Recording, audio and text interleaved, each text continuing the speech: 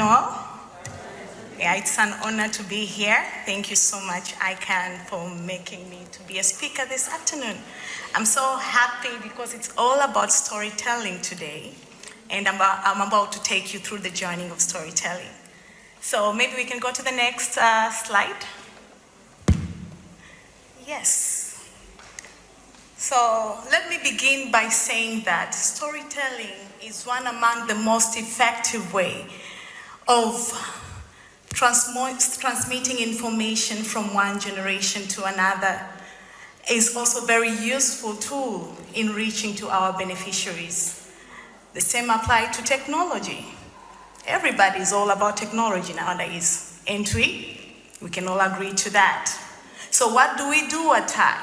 At Tai, we use the power of storytelling and media technology to create educational content, which are in form of animations, comic books, and radio dramas to raise awareness on the challenges affecting young people in our community. Ladies and gentlemen, let me introduce you to Fidi. So Fidi is a young boy, as you can see. He's very intelligent, very loving and caring, but he has autism. So today I'm going to show you the story of Fidi, and we are all going to learn one or two things. So before going to the story of Fidi, I want to take you back to the journey of creating the animation of Fidi. Next slide, please. So we have been working in a project called Pamoja Project. Pamoja is a Swahili word which means unity. And this particular project aims to raise awareness on the challenges that people living with disability encounters in our community. In the past years, we've been able to create animation focusing on albinism, physical disability, and eye impairment. And this year, we were so fortunate to create animation on autism. And this particular animation of the story of Fidi is very dear to me because a few years ago, my best friend called me. I was just in the office one day. She called me and she was crying. And she was like, Debora, you can't imagine, my son has autism. And I don't know what to do. We just found out yesterday night. Her husband is a doctor, but they were all confused. And they ended up crying. And I too, I was not much aware of that area, so I could not know how should I be able to help her. But I was very fortunate again to meet with Gabriela Rehabilitation Center last year. Brenda is there together with her husband. They're so amazing. They really opened us the understanding what autism is. Because as Tai Tanzania, we're not an expert in that area. But after visiting Gabriela Rehabilitation Center last year, I saw the need of creating animation for raising awareness on autism. And that is exactly what we did. Next slide, please. Yes, so let me begin by saying that the story of Fidi is not our story. We don't create the story just basing in our offices. We use the human-centered design approach, whereby we go to the community that we are saving, get to the real stories, and bringing them in animation point of view. So this is exactly what we did with Fidi.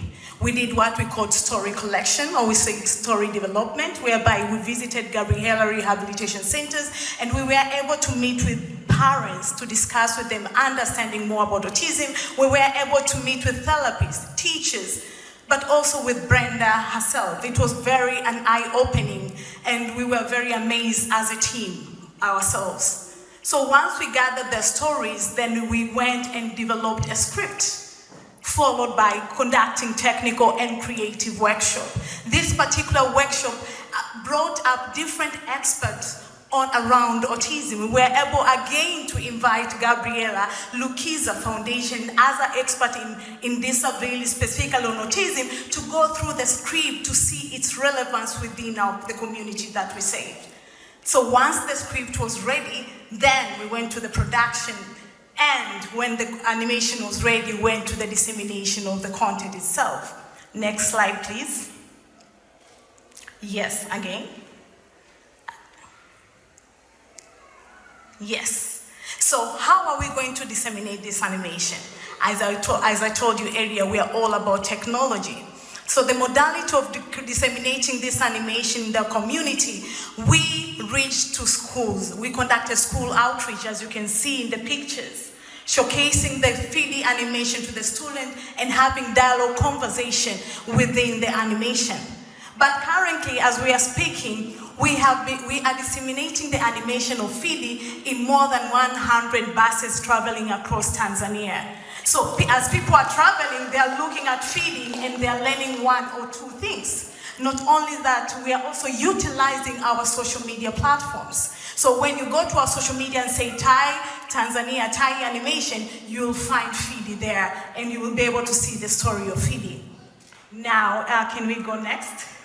And what do we plan? So with this animation of Fidi, we are planning to reach to more than 2 million people. How are we going to do that? We're in partnership with one of the national television here in Tanzania, and they're going to showcase Fidi around December season. Not only that, as I said, we have been able to reach to more than 3,000 students in 10 schools here in Tanzania, specifically in Dar es Salaam. But also through dissemination of Fidi in public transport buses, we are looking to reach to more than 3,000 people, again, the general community members, and also utilizing other social media platforms. So ladies and gentlemen, let me take you now to the story of Fidi, and let us all be quiet and learn one or two things, then we will continue. Please bring the animation.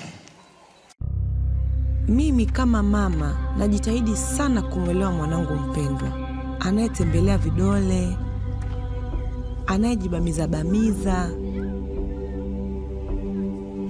asiyechangamana na watoto wenzie, anayeshindwa angalia watu machoni na kuzunguka. Huko nje dunia itamwelewa kweli. Mamlaka ya hali ya hewa imeonya wakazi kuchukua tahadhari dhidi ya mvua kubwa na pepo zinazotarajiwa kuanza wiki hii.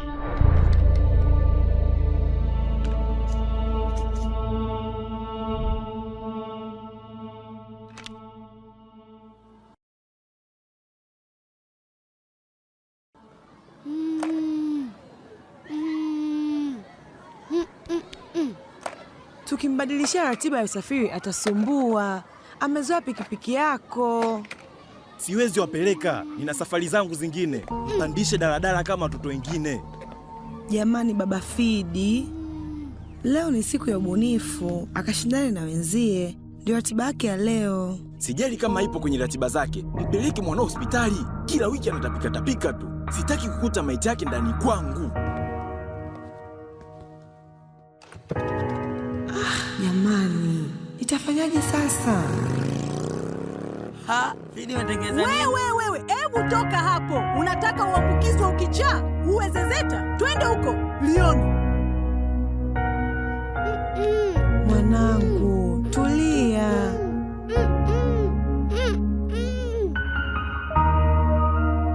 Haya, angalia ratiba ya leo.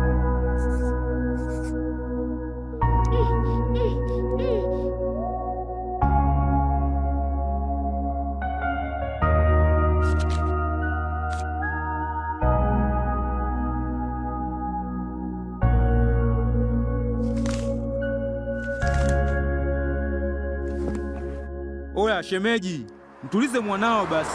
Dogo, acha kujibamiza kwenye kiti ya see. Mama, hebu jitahidi kumsimamia mwanao. Ana tatizo gani? Mvua kubwa inakuja. Hatutaki tukute hapa. Jamani Fidi, tulia basi. Mnamdekeza sana. Kisindano kidogo tu, vita. Hadekezwi wala haumwi, ana usonji. Unini? Uswa nini? Haya magonjwa yenu siyajui. Baba, kaa vizuri upigwe bomba Nesi, hebu subiri. Subiri.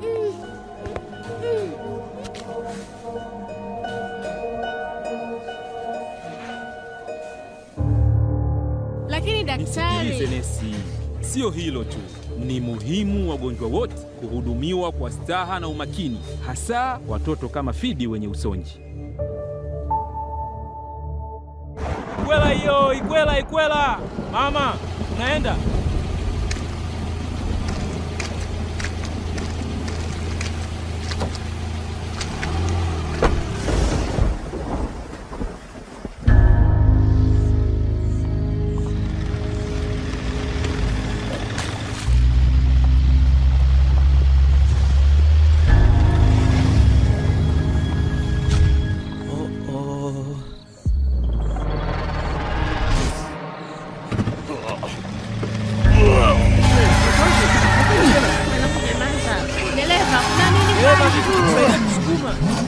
Rudi baba, rudi!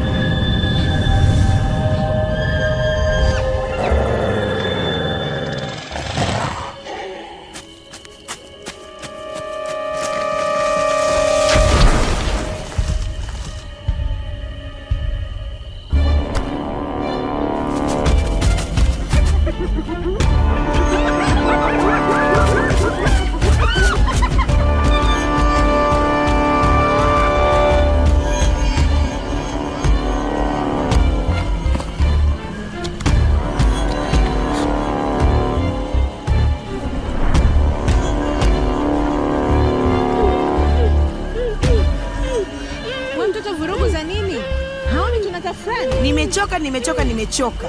Ole wenu Fidi ya Bezu. Mnajua Fidi ya kitu gani anataka kuwaonyesha? Hebu kweni na utu.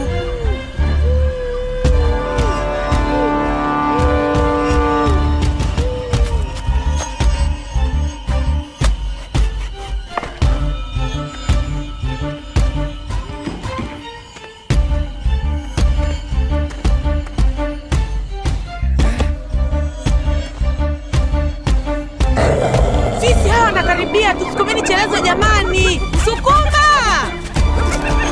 Haya, twendeni haraka, twende! Sisi wanakuja. Mungu tusaidie. Tunaangamia jamani, tunaangamia. Twendeni pole.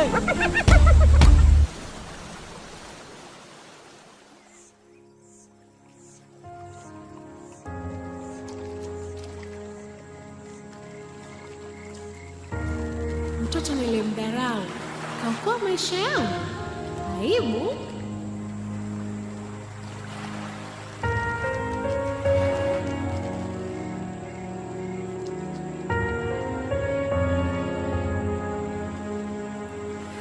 Kimya wangu umechangia watoto kama Fidi kupata tabu.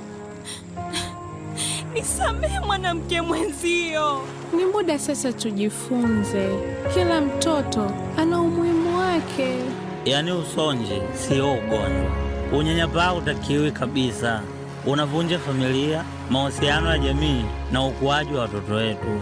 Yaani wote tujifunze. Hii hali ya usonji inaweza kumpata mtoto yoyote yule. Na mimi kama mzazi nitakuwa mstari wa mbele. Kwa pamoja tuungane na tushirikiane katika malezi. I love the quotation from the early speaker in the morning. She said that every child has a story, but every child with autism has an extraordinary story. So I'm very sure that we all enjoyed the story of Fidi. We are thinking of having part 2, you know. There's always something to share within our community. And once again, I would love to really acknowledge my team. So everything that we have seen here is done in-house. From the creation, we have our own animators, we have voiceovers, we have our own studio. So everything we do it from scratch for young people in Tanzania. So I'm really proud of my team for putting together this amazing animation, which I'm very much sure that will be very much impactful to many Tanzania people, be it youth with the general community members as well. And we can go to the next slide as I'm winding up. So let me say that as Tai, we cannot disseminate 3D animation alone. We need you who is sitting here right now.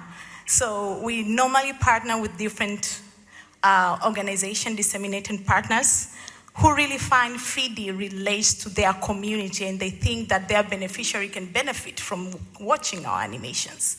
So we are open for such partnership, but we are also open to collaborate with different people who also want to recreate a story like 3D, just as how we did with Gabriela Rehabilitation Center. And really, we are really happy that we have been able to create this animation, because I think among the all animation that we created in Thai, this was very special for us, because as we created, we were learning about autism, and I think that is most incredible thing as a team. And yes, so we have a booth outside. You can be able to reach out to us, and those are our social media channels. And thank you. That's a wrap for me. Asante.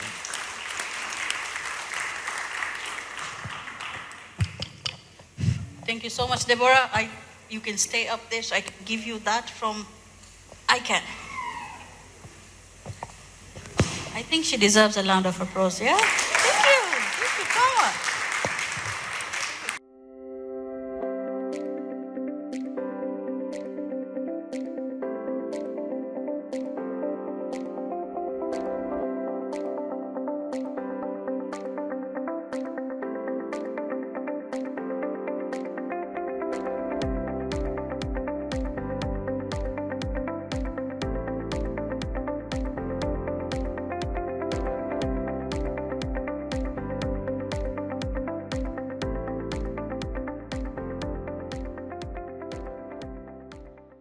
Good morning, everyone.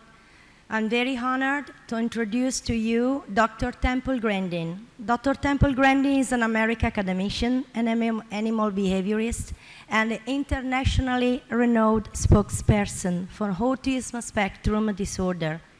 Grandin is one of the first autistic people to document the insights she gained from her personal experience of autism. She is currently a faculty member of Animal Sciences in the College of Agricultural Sciences at Colorado State University. Based on her experience, Grandin advocates early intervention to address autism and supports teachers and professionals who can redirect the children with autism right in fruitful directions. She has been an outspoken proponent of autism rights and neurodiversity movements. In 2010, Templegrandin was listed as one of the 100 most influential people in the world by Time 100, which named her in the Heroes category. In 2011, she received a double helix medal and has received many honorary degrees from many universities, including McGill University, Swedish University of Agricultural Sciences, Carnegie Mellon University. Grandin has been featured on major media programs. She was the subject of the Emmy and Golden Globe winning biographical film Templegrandin. In 2018, Grandin as a feature in documentary This Business of Autism, which explore autism employment and the success story of autism employers. She has been written up in Time magazine, People magazine, Discover magazine, Forbes, and the New York Times. She is best known for designing the Hug Machine, which is a deep oppression gadget planned to calm extremely sensitive people, ordinary people with autism. Templegrandin, thank you. Hi, I'm Templegrandin. I'm a professor of animal science at Colorado State University. In fact, I've been at Colorado State University for a long time. And I have autism. I had no speech until age 4. And I was very, very lucky to get into some very, very good early education. I cannot emphasize how important it is to get little 2-year-olds and 3-year-olds who are not talking into therapy. And if therapy is not available, then you get grandmothers to work with the child. Get grandmothers that know how to engage that child. Teach them how to take turns at little games. Let's say the kid's lining up blocks. Then have the child take turns with you lining up the blocks. Also, you want to teach speech. I want to give you a hint. Slow down when you talk to these kids. Slow down and give the child time to respond. These kids are like a phone with bad service. You have to wait for it to download the web page. That's how these kids are. So I want to work on speech, turn taking at games, and then skills, things like washing your hands, brushing your teeth, putting a shirt on, basic skills. And if you're getting good progress, the kid should like going to therapy. The child should enjoy therapy. And if therapy is not enjoyed, then you're pushing them into sensory overload. But I cannot emphasize it enough. You have little 2- and 3-year-olds that are not talking. You must start working with them now. Absolutely now. Now, my very first slide shows a picture of me teaching my class. I'm a college professor. And there's been a lot of issues about identity recently. And my identity is my career. I'm now 76 years old. I've taken my speaking engagement money and paid to put graduate students to the university. I have 3 that are now professors. Very proud of them. And so becoming a successful university professor and designer of equipment has really made my life worthwhile. The next slide talks about brain variability. Autism is a continuous trait. You can go from slightly awkward and nerdy to somebody who's nonverbal that may have severe epilepsy and mobility issues. It's a very big spectrum. And a brain can either be sort of more cognitive and thinking, or a brain can be more social, emotional. And in the mildest forms, it's a personality variant. The other thing I want to warn you about diagnosis is over the years, doctors have changed the diagnosis. Back in the 1980s, to get an autism diagnosis, a child had to have a definite speech delay. And then in the early 90s, you get the Asperger's where it was autism, no speech delay. And then in 2013, they merged it all together. And that's really made diagnosis difficult. But if you have a child that's not speaking, you need to be working with them. And if they don't gain speech, then what you need to do is give them a way to communicate. And one of the simplest things you can do is have them just type on a tablet using a text messaging program. There's lots of old tablets around. And that can be used as a communication device, or a picture board where they can point to things, or sign language. But if you can't get the child to talk, quickly, then you've got to give them a way to communicate, because not being able to communicate is so frustrating. I can remember screaming when I couldn't tell my mother I didn't want to wear a hat. It was the most frustrating thing. Now, in the family histories of people who are autistic, you often have a lot more scientists and computer people. And then if you have bipolar, then you have more people in the arts. Now, a lot of famous people probably were autistic. Thomas Edison is shown on the next slide. He probably was autistic. And on my next slide, Einstein is shown. He had no speech until age 3. He would be in an autism program today. And he was one of the most brilliant mathematical geniuses of all time. Now, the next slide shows a picture of a launch pad. I am a real NASA geek. I really love this outer space. I wanted to go into aeronautics, but I couldn't do the math. But I love outer space. I got to visit this launch pad. Really, really cool. But there were a number of people working at NASA on things like building a launch pad and designing control rooms. They're autistic or dyslexic. When I was building equipment out in the plants, I worked with people that owned big metalworking shops that were probably autistic or dyslexic. They were the kids that were bad at math, but they could build anything. Now, the next slide talks about emotions being different. I have emotions, but the things I get emotional about is really cool stuff. Like getting to go to Cape Kennedy and watching a SpaceX launch. That was just the coolest thing. And then looking at live video feeds of some astronauts, going up to the space station in those really cool spacesuits. That's the kind of stuff that gets me turned on. And a lot of fully verbal individuals with autism don't have many friends. I'll tell you how to get friends. Friends who shared interests. you get together with the people that like horses, or you get together with people who want to train dogs, or you get together and have a chess club, or you go into robotics club, or you're in music, doing music together. Friends who shared interests. I was bullied and teased in school, and the only places I was not bullied and teased was friends who shared interests. And for me, it was model rockets, electronics, circuit boards, and horses. Those were places where I had friends. For somebody else, it was something different. Now, I got very emotional. The next slide shows a picture of Saturn. We can skip over that. And then the next slide shows a little Voyager satellite. This satellite is really, really getting old. But there's an ancient old scientist, he's in his 80s, named Ed Stone. He is still communicating with it. Yeah, still communicating with it. I get emotional about that. Ed Stone is communicating with this ancient satellite. I think it's 40 years old now. And it's his life. You see, I can relate to that because it's just something so cool. The next slide shows the ultimate NASA geek out. I got to sit at the head controller's station, the mission control for the old space program. It's a picture of me there. Now, the next slide I talk about, just don't get hung up on the labels. Too often, I'm seeing kids where you're getting too much into the label.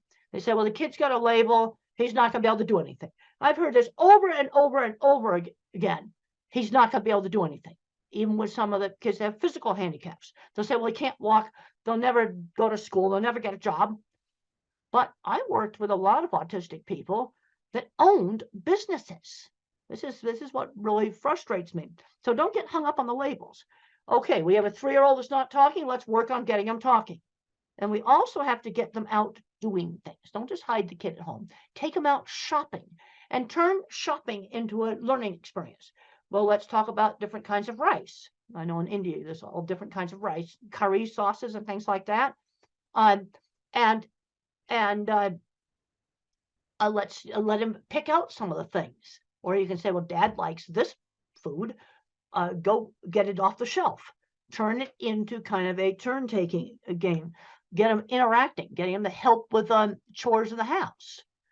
Now, I have grandparents. On the next slide, grandparents come up to me all the time, and they discover they're autistic when the kids get diagnosed. And they would be the milder type, probably with no speech delay. And where that diagnosis really helped that adult is it helped them with their relationships. That's where it really, really helped them. Because then I had a lady come up to me at the airport, and she said to me, well, that my book, Thinking in Pictures, helped her understand her engineer husband. There's my book, Thinking in Pictures, my old autobiography, Thinking in Pictures. She now understood her engineer husband, who now that she had found out that about autism. These kind of things are coming up all the time. But I'm seeing too many kids today ending up playing video games all day, and they're not doing anything else. They're not working in the video game industry. And I don't recommend the video game industry because a lot of that work's going to get replaced by artificial intelligence. I'll tell you the work that's not going to get replaced. Kinds of stuff that I did. Fixing motorcycles. That's not going to get replaced. AI is not going to do that. Hands-on jobs, a nurse, somebody who's a very good motorcycle mechanic. That's not going to get replaced by AI. And since I've been traveling really heavy now, I'm seeing lots of elevators that need fixing.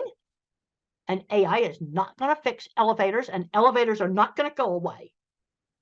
So I'm going to tend to really emphasize the hands-on jobs because those are the jobs that AI will not take out. It's going to take out some programming jobs. Now, the next slide shows me standing in front of the vehicle assembly building. And I got really, really, really emotional because that's the most fantastic thing that us old folks did, was go to the moon. And the next slide shows pictures inside the vehicle assembly building. And I got on the roof. And I found out later on I wasn't supposed to be on the roof. But that was just so much fun. So much fun. Okay, the next slide talks about some sort of foundation principles in working with these kids. Sudden surprises scare. Okay, so let's say, for example, a child has to go to a new school, or you're going to go visit some new friends. Maybe you show some pictures of their house. You show some pictures of the school. So it's not such a surprise. Okay, let's say they're going to travel on an airplane. Well, let's look at videos of airplanes. Maybe go to the airport and watch them take off. You want to reduce the surprise factor. The other thing you need to do is stretch these kids. We don't force them into something where they're going to get into sensory overload, but stretch them and then give them some choices. Well, we could do this game or that game. We could go to this store or that store. You give them some choices, and we've got to limit the amount of time they're spending just tuning out on phones and other electronics. Now, don't recommend it, banning it. Don't want to ban it. But what we need to be doing, an hour a day is plenty. Now, the next slide shows just a picture of a really, really good teacher. And a good teacher knows how to kind of gently engage a child without causing sensory overload. The next slide just emphasizes the importance of turn taking in a game. And if you were to use a game that's on a phone, I want one phone physically passed back and forth. Physically pass the phone back and forth. So it's a true interaction. Now, the next slide talks about teachable moments. This is a 1950s way of parenting. And I think it's a really good way of parenting. If I made a mistake, we had sit-down meals, you had to eat properly. And if I stuck my finger in the mashed potatoes, mother did not scream no. She would say, use the fork. Okay, or if you had chopsticks or whatever, you use them. You use the utensils.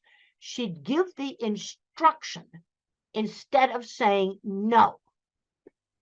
That's really important. Just quietly give the instruction. Now, obviously, if the child ran in the street, you'd have to, but I'm talking about things like maybe touching too much stuff in a store. You might say, only touch the things that you're going to buy. You give the instruction quietly. Okay, the next slide just talks about limiting video games. One of the things we've got to avoid is these kids just becoming recluses in their room. But then on the other hand, due to problems with sensory, and sensory problems are real, some of these kids need some time just to calm down, just some time to chill.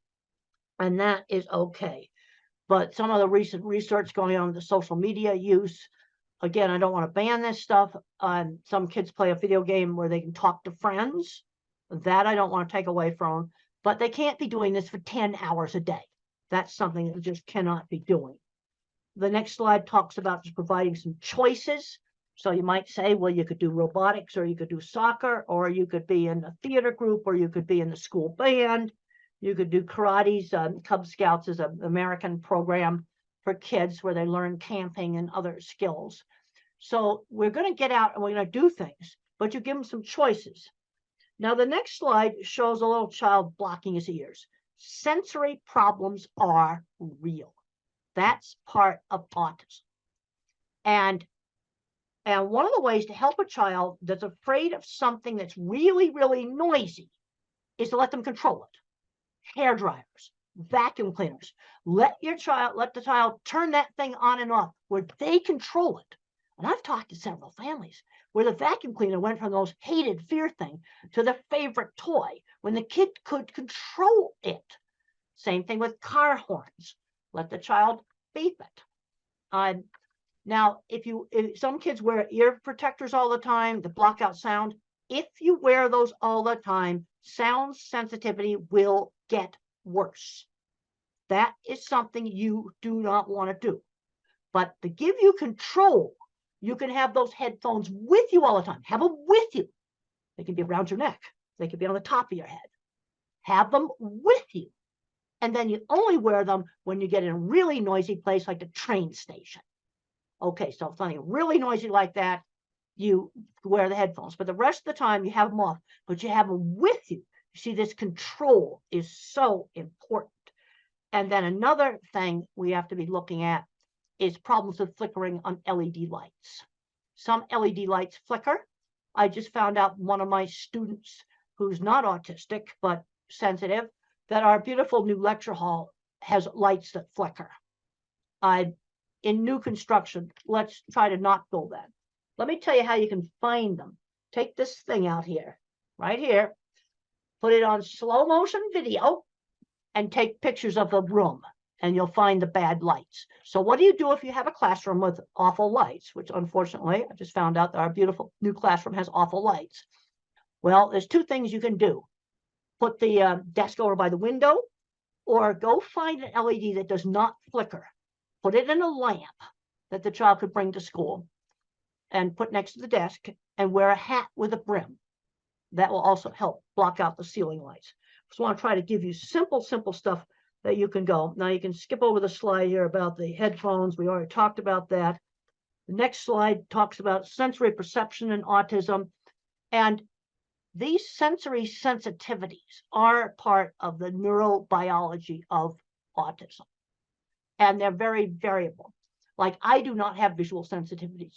I teach classes in this classroom. I didn't see it flicker. You see, this is where autism is so variable. One individual or adult will have problems with lights flickering. Also, you can get it in some dyslexics, not all of them. Also, some head injuries, too, can also give problems with lights flickering. But sensory problems go with it. Then the next slide talks about just checking for deafness. Auditory threshold's normal, but there's a problem with auditory detail. It's very important when you're teaching these kids speech, slow down when you talk to them. Because when the parents talk fast, blah, blah, blah, blah, blah, blah, just want to blabber, you got to slow down when you talk to them. Give the child time to respond. They're like a phone with a bad connection. Give them time to respond. And even though the threshold for hearing a faint sound, if let's just give an example. If I said the word dog, maybe the child just hears oh. So when my speech teacher worked with me, they'd go dog, and then they'd go dog, really slowing down and enunciating the sounds. Now, there's three basic ways that speech can have problems. I had problems with hearing auditory detail. That's an auditory processing problem. Then I had problems with getting my speech out, almost like a stutter. But now the next slide just talks about echolalic kids. Echolalic kids are the ones that will recite TV show and movie scripts, things that they've listened to over and over and over again. But the problem is they don't know what the speech means. They don't know what it means. So what you have to do is find some lines from that movie that you can put in a real situation. I was just up in Canada, and a teacher told me that this little boy sung on Yellow School Bus, something he'd heard, Yellow School Bus. And I said, that's an easy one. When you go out to the school bus, which happens to be yellow, you say Yellow School Bus, that line from the script, just as you're going up to the yellow school bus. And you've taken that out of the script of some, kids program thing that they've played over and over again. And then it tends to be something they've played over and over again that they pick up these lines from. The next thing I talk about is attention shifting slowness. You see, if you're a phone with only one bar of service or a computer with a very small processor, it's hard for me to multitask. It's hard for me to switch attention back and forth. This is why multitasking jobs can be so difficult. Like a busy takeout window or a very busy restaurant where they just have to dish out a lot of orders all at once. That would be a problem. The next slide shows it's an old study done by Ami Klin with some of the very early eye tracking software. And they watched a movie called Who's Afraid of Virginia Woolf, an old black and white movie. But look at how many times the normal person looked back and forth between the eyes. There's nothing in this paper about attention shift. It's all about social. The normal person looked at the eyes. But I looked at this, the autistic's trying to read lips in the mouth, and look at how many times the so-called normal person has shifted attention compared to the autistic.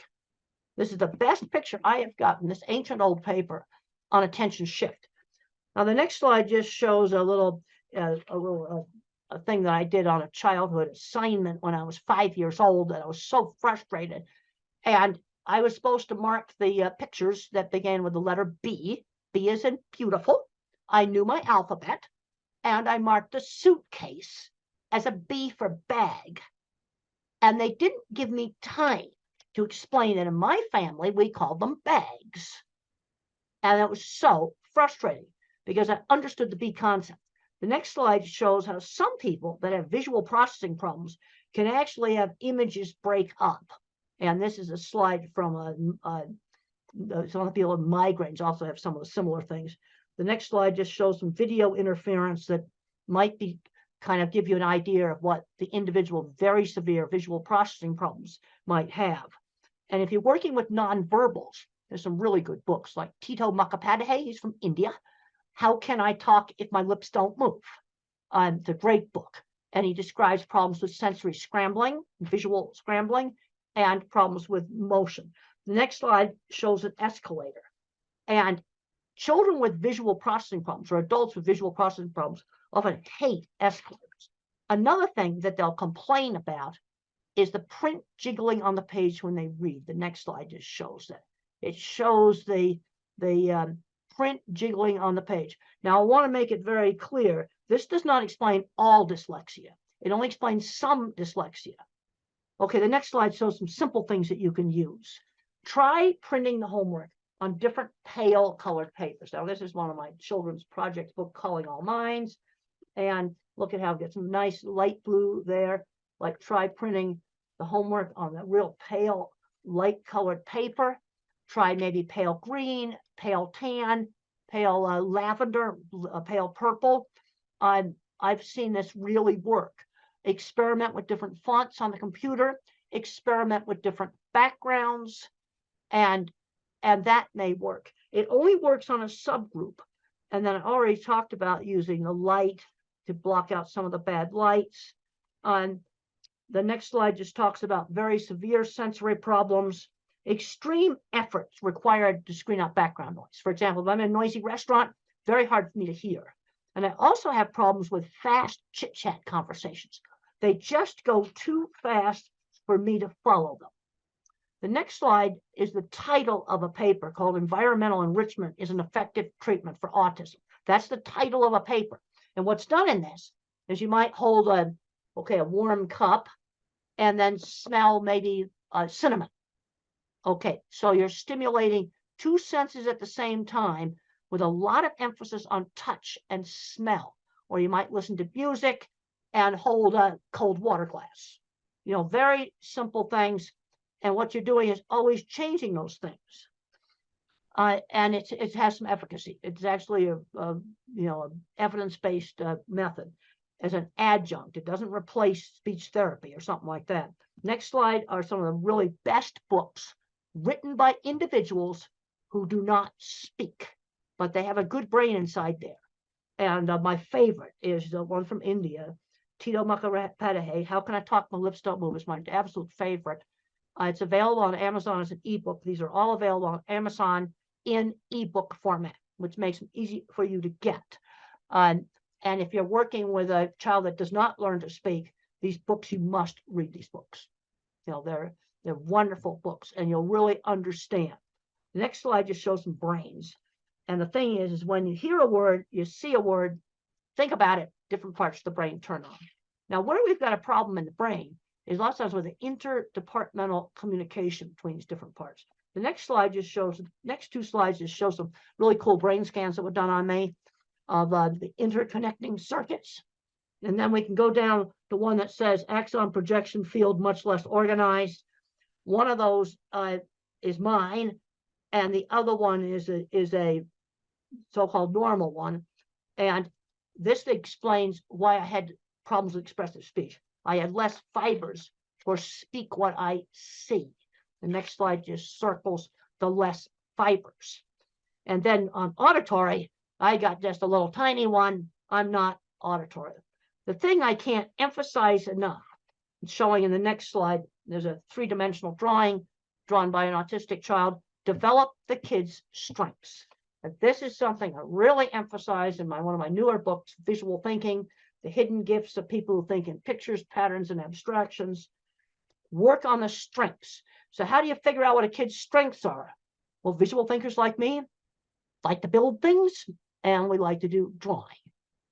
Art and mechanics, those two things go together. You might have another kid who's mathematical, then move that kid ahead in math. Or another kid that loves verbal facts. These are history lovers. And move them ahead in the thing that they're good at. The next slide just talks about my ability in art was always encouraged. And I was encouraged to do lots of different art. because a lot of these kids just want to do the same anime character over and over and over again. And people get bored with that. No, we need to be broadening it out. I would draw a horse head. Let's draw the whole horse. Now, the next slide just shows how I see movies in my head. Everything I think about is a picture. Where the mathematical find things in patterns, I think in pictures. Also, really pay attention to detail. I've got a picture there of eclipse shadows through a tree. And being a visual thinker, somebody who really thinks in pictures, this was really an asset for me in animal behavior, because I looked at what the animals were looking at. That's what I did. Other people couldn't, they think in words. They couldn't understand, why would I want to look at what cattle were looking at? That's kind of ridiculous, but it's important. Next slide just shows seeing a car through the fence, picking up little details in the environment. Animals live in a sensory-based world. They don't live in a word-based world. They live in a sensory-based world. Next slide just talks about some things that have been learned about autism on auditory capacity, much really good pitch discrimination, hearing unexpected sounds. The next slide just shows a curved cattle handling facility. Being a visual thinker really helped me in my work. It was really, really good. The next slide shows how they recreated one of my projects for the HBO movie. And one thing about the HBO movie, Templegrandin, that is available from the streaming services, it shows how I think visually. It is absolutely accurate on how I think visually. Next slide just shows starting my career in construction and design. And mentors are important. My mother, my speech teacher, my third grade teacher. I had a great science teacher who encouraged me and got me interested in studying. And then there was a man named Jim Uhl who saw my skills and mentored me in getting my business started. And the next slide just shows one of my drawings. One of the things I learned is when you're weird, when you go for an interview, I would just show off my drawings. I would just show off my work. Here's some right here that I like it will show off on Zoom. I would simply show my work, show the portfolio, rather than just trying to do the interview. The next slide just talks about showing the portfolio. I would show off the work. Or if if somebody's really good at a lot of computer stuff, they might show off a computer they built, or show off some programming they did. Sell the work rather than yourself. The next slide just shows big, complicated piece of equipment. Yes, I worked with people that had autism that built these things. This is what gets me very frustrated as I go back and forth between the educational world and the autism world and the industrial world. We have a big issue right now with skill loss. We don't have anybody to fix the elevators. They're in the basement playing video games on an autism diagnosis. Next slide just shows some people looking at it, and just mentioned that there was a lot of autistic people that I worked with that owned shops. But one of the mistakes that's been made in a lot of countries is taking the hands-on classes out. And I discussed this in my book on visual thinking. It's one of the things I discussed in my book, Visual Thinking. I discussed, the skill loss we've got on taking those hands-on classes out, because that person that's super good at fixing that elevator may not be very good at algebra and math. I still never passed an algebra class. Now, I didn't know that I thought visually until I was in my late 30s. And I'm going to show you how I found out. I realized this is one of the slides. I realized my thinking was different when I asked people to think about church steeple. Okay, why did I pick that out? Because it's something prominent in the environment that you don't own. Most people could see their own car or maybe see their own house if I ask them about it. So I say, think about a church steeple. How does it come into your mind? Now, visual thinkers like me see them come up as individual pictures and name off where they're located. Where somebody that is very, very verbal may just see two lines. This was a shock to me. They might just see two lines like that. That's all they see. And then these flash into my mind like Google for Images. I've got a whole bunch of slides here showing off individual churches. And then you've got different types. You've got great big cathedrals. You've got small. I can then, as I see more of them, I can sort them into like chapels versus cathedrals. And Then I get into some slides that show that I have a huge visual thinking circuit in my brain, huge. That's why I'm a visual thinker. Okay, then in other countries, instead of steeples, you can just use mosques, same thing. You know, it's out there in the environment. You can see the minarets, they're different. I've looked at them, they're different. Be the same thing. But it's not something that most people pay attention to the same way they would their own. They'll think about a house, then you might see your own house. That's why I don't ask house. So I got 2 slides there showing my big visual thinking circuits. Then I got a slide where it shows like working memories pretty well shot. This brings up another accommodation that can save a lot of jobs. And it says, use a pilot's checklist. The slide that says that. I cannot remember long strings of verbal information. You know, let's say it's something simple like cleaning the ice cream machine at McDonald's. Well, I need a checklist for the take apart steps, just like a pilot's checklist. Cleaning steps, 1, 2, 3. Reassemble, put it back together steps. Because if they just go yak, yak, yak, yak, yak, yak, I can't remember. I have a terrible working memory, and I need an external working memory. And there's many, many jobs where using a pilot's checklist format would save a lot of jobs. Just let them write down the steps, and you can look pilot's checklists up online. And on for a big airliner, you might have 100 items on the checklist. They don't throw 100 items at the pilot. It's chunked, pre-taxi, pre-takeoff. It's put into different parts of the flight. That'd be similar to the take the ice cream machine apart, then clean it, then put it back together. But there's a lot of situations where using pilot's checklists would save a lot of jobs, because employers will go, oh, I already showed him how to do that. He's stupid. Well, this is where I need that external working memory. The next slide is a super important slide on the different kinds of minds, which is a major theme in my book, Visual Thinking. And the correct name for my kind of mind is an object visualizer, because everything I think about is a picture. And the kinds of stuff that we're good at, art and mechanics, because you can see how things work. Art and mechanics, also photography. But that's what we're doing good at. Horrible at abstract math. I worked with people that owned shops that were designing and patenting all kinds of equipment that couldn't do algebra. You see, this is where the hands-on mechanical genius, it's a different kind of mind. Then you have your visual spatial. This is your pattern thinker. This is your mathematician. This person thinks in patterns. Patterns, not pictures. They're going to be your chemists, programmers, physicists, things like this, things with math. And then you have the person who's a verbal fact thinker. They think almost completely in words. And if it's an autistic person, they often love history. They often love facts about maybe sports, different sports and things like this. They'll know all of the words for all the different players and things like that. So let's look at the jobs for these different kinds of minds. My kind of mind, mechanical stuff, fixing stuff, inventing mechanical stuff, photography and art. Mathematicians, computer programming, electrical engineering, the more mathematical parts of engineering. Because one of the things I've found in working with these big food companies is that the shop people, people like me, invent mechanical equipment. The more mathematical mind has to make the refrigeration systems in a food processing plant work and make the boilers work. That stuff requires more math. So you need the mathematician mind to do engineering. But you also need my kind of mind who can't do algebra to work on the mechanical things. And then what the verbal thinkers, good jobs for them, specialized retail. There's been some really good successes in selling cars, selling specialized business insurance, selling sporting goods, where they're recognized for their knowledge of the products, you know, selling phones, and not try to sell somebody the most expensive phone, but sell them the phone that's right for them.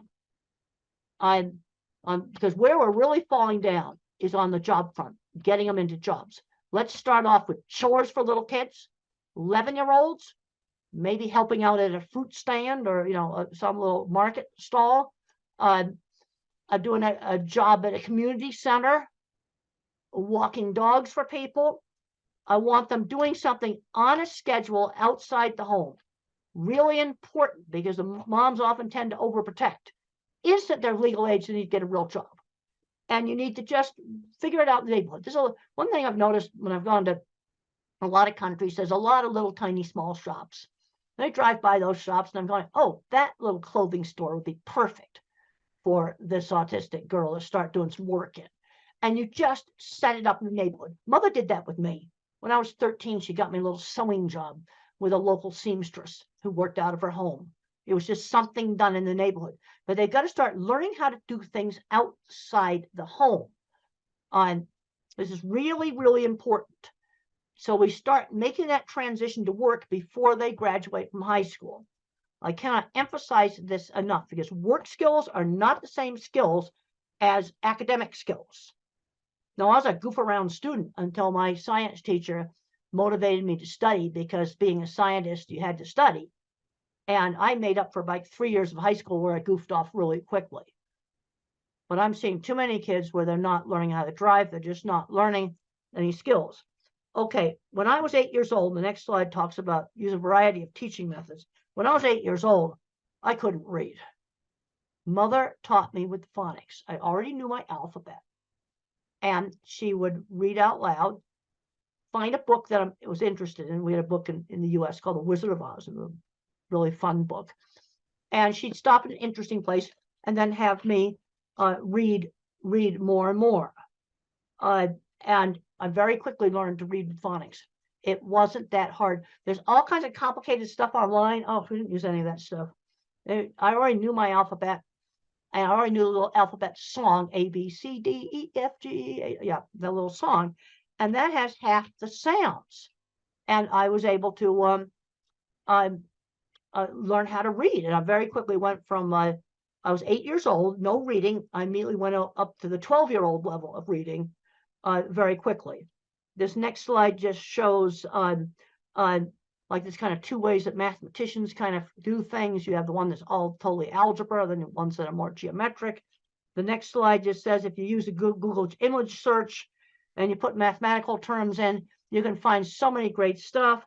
Then I've got a slide of a plant that has mathematics in it. Then I've got another slide that shows Penrose tiling. That's what Stephen Hawking used. And I really, really like what Stephen Hawking had to say about disability. Concentrate on those things your disability doesn't prevent you from doing well. He could do math in his head super well.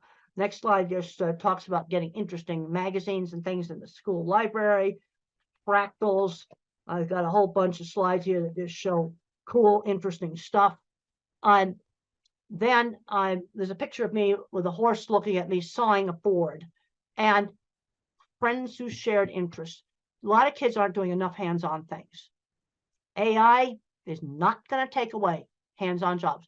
You're still going to have a nurse in the hospital. That's not going to go away.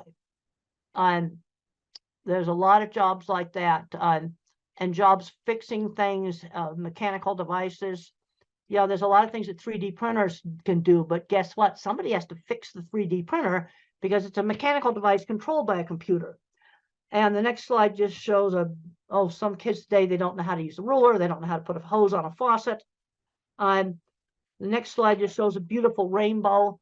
So when I think about really abstract stuff, like, okay, religion, I kind of look at that rainbow. It's so beautiful. I also have a picture behind me of the deep space field in the Hubble telescope, and it's got thousands of galaxies out there. You know what's interesting about that? The scientist who did that pointed the Hubble at nothing, and he found all the galaxies.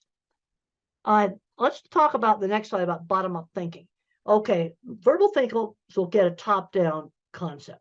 Like maybe let's have a inclusive classroom, for example. All right, that's a good thing to have.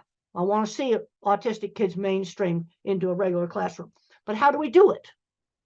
Bottom up, I'm thinking specifics. Okay, the LED lighting issue and the flickering. Bullying has got to be gotten under control.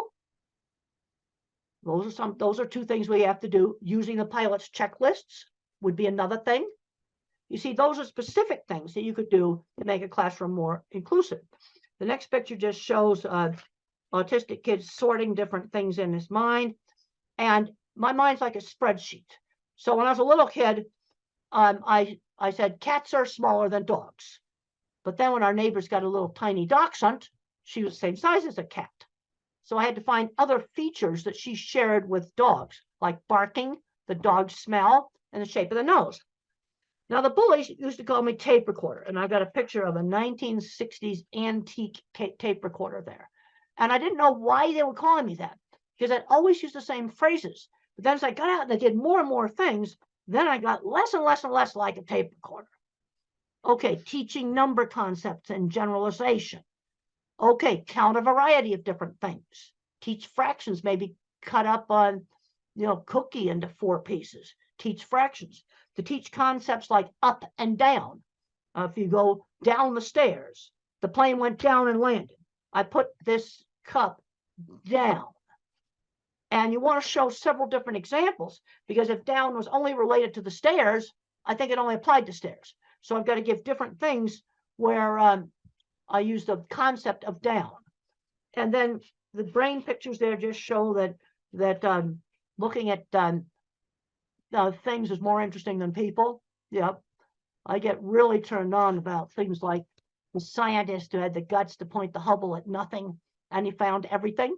The other scientists thought it was stupid to waste the expensive observing time on looking at nothing. Single most important picture that telescope took. Okay, the next slide is just more stuff on friends who shared interests. We've already discussed that. And the next thing on 1950s upbringing, this is where there were some things, social things, at least in the US, were taught in a much more structured way in the 50s. Turn taking at games, being on time. That was drilled into me.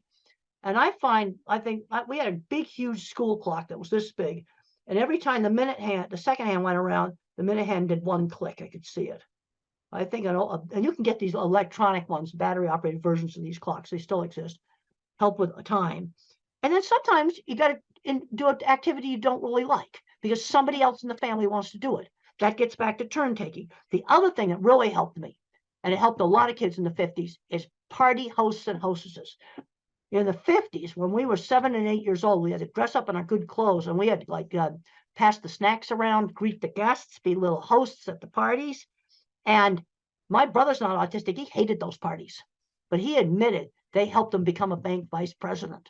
Because I just read in the Wall Street Journal just the other day that college students are just scared to death to go up and talk face to face. Those parties were important, and they're an easy thing to do, and they don't cost anything. And then just being cute to say please and thank you.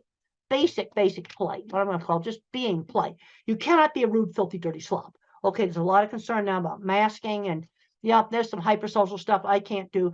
You can be eccentric. I dress kind of eccentric, but you cannot be a rude, filthy, dirty slob. And there's a scene in the movie where my boss slammed down a deodorant and said, "You stink, use it." Yeah. Hygiene, yes, you're going to have to clean that one up. Just that simple.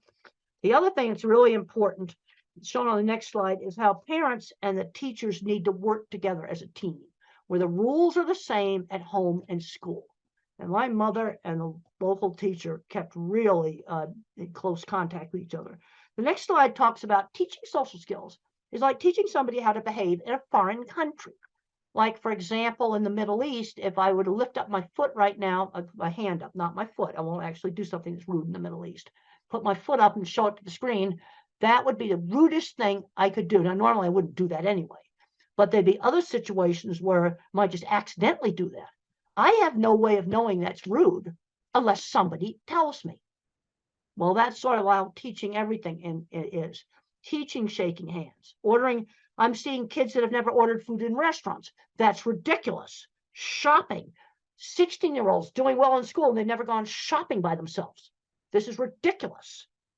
The next slide, I got to visit the Jet Propulsion Lab. And those are the guys that run mission control. Eccentric's fine. Red hair is fine. Dyed hair is fine. Filthy, dirty slobs are not okay. Now, the other thing just shows some of NASA work stuff. And when the space shuttle got canceled, the scientists cried. It was the saddest thing you ever saw.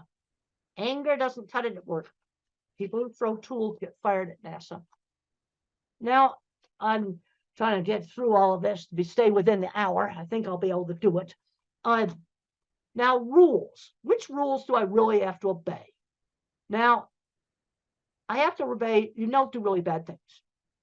Like just break into stores and steal stuff, destroy property, kill people. These are things that in most societies you just don't do.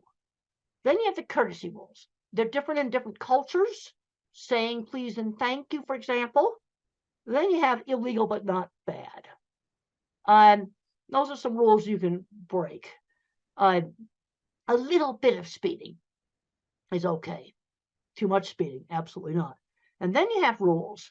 I call them the sins of the system. These are getting so sensitive right now, I just about won't even mention them. But they're things that can get you in more trouble than the really bad things that are forbidden in every society. I mean, just wrecking property, killing people, stealing stuff. That's stuff that in every society. But these are things where I'm just going to say this list is expanded. And the penalties are really, really severe. And you don't touch these dogs. They bite hard. Don't touch them. And they're getting so controversial, I don't even want to mention them.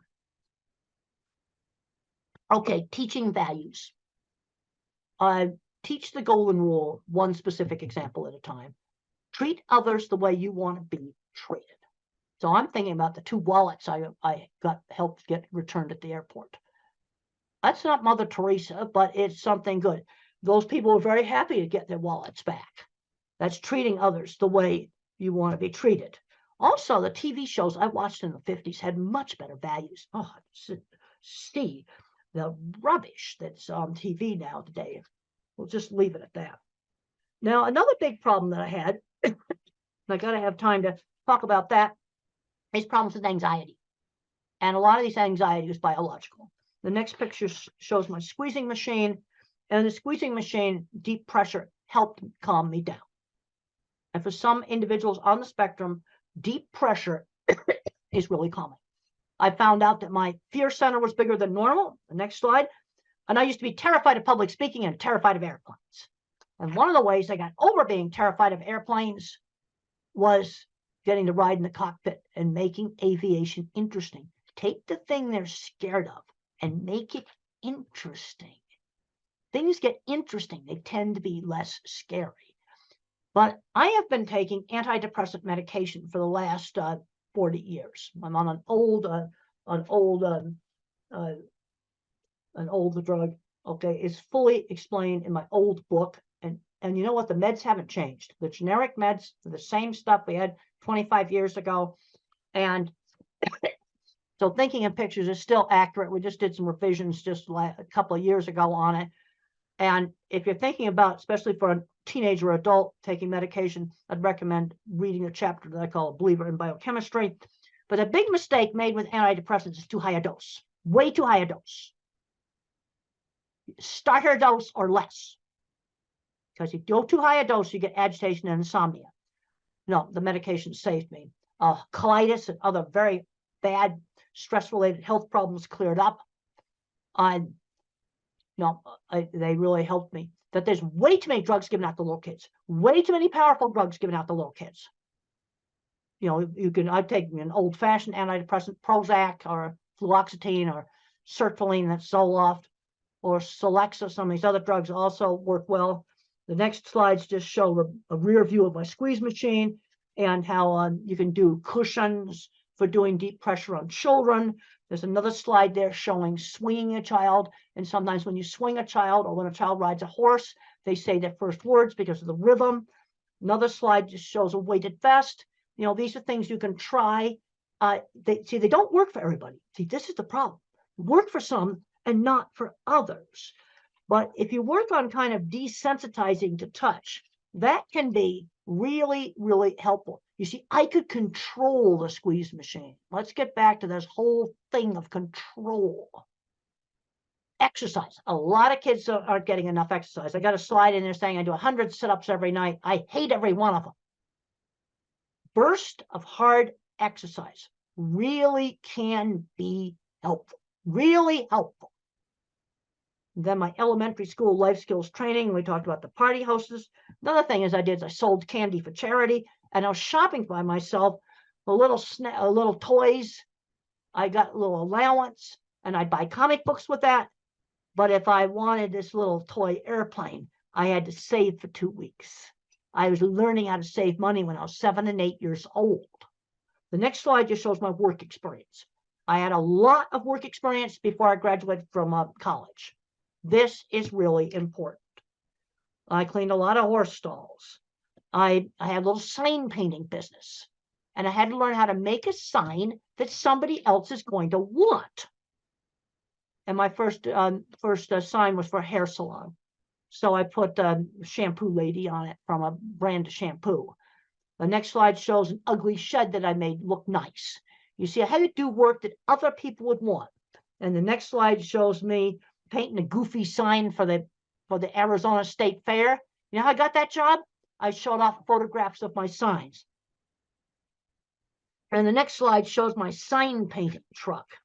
And how did I learn to drive? This is a major hurdle. It's going to take longer. You have to spend more time practicing in a really safe place, like a big stadium parking lot, a big open field where there's nothing to hit, absolutely nothing to hit. And you practice like 20 minutes a day, maybe for a couple of months, maybe for 2 months, until you no longer have to think about how to push the gas, how to work the gear shift. You've got to get that operation of the car into what's called motor memory before you do traffic. Go at it a lot more slowly.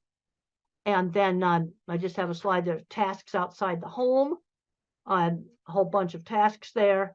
That might be different in different countries, but the bottom line is I want them doing a task on a schedule outside the home. And this needs to start like at 11 years old.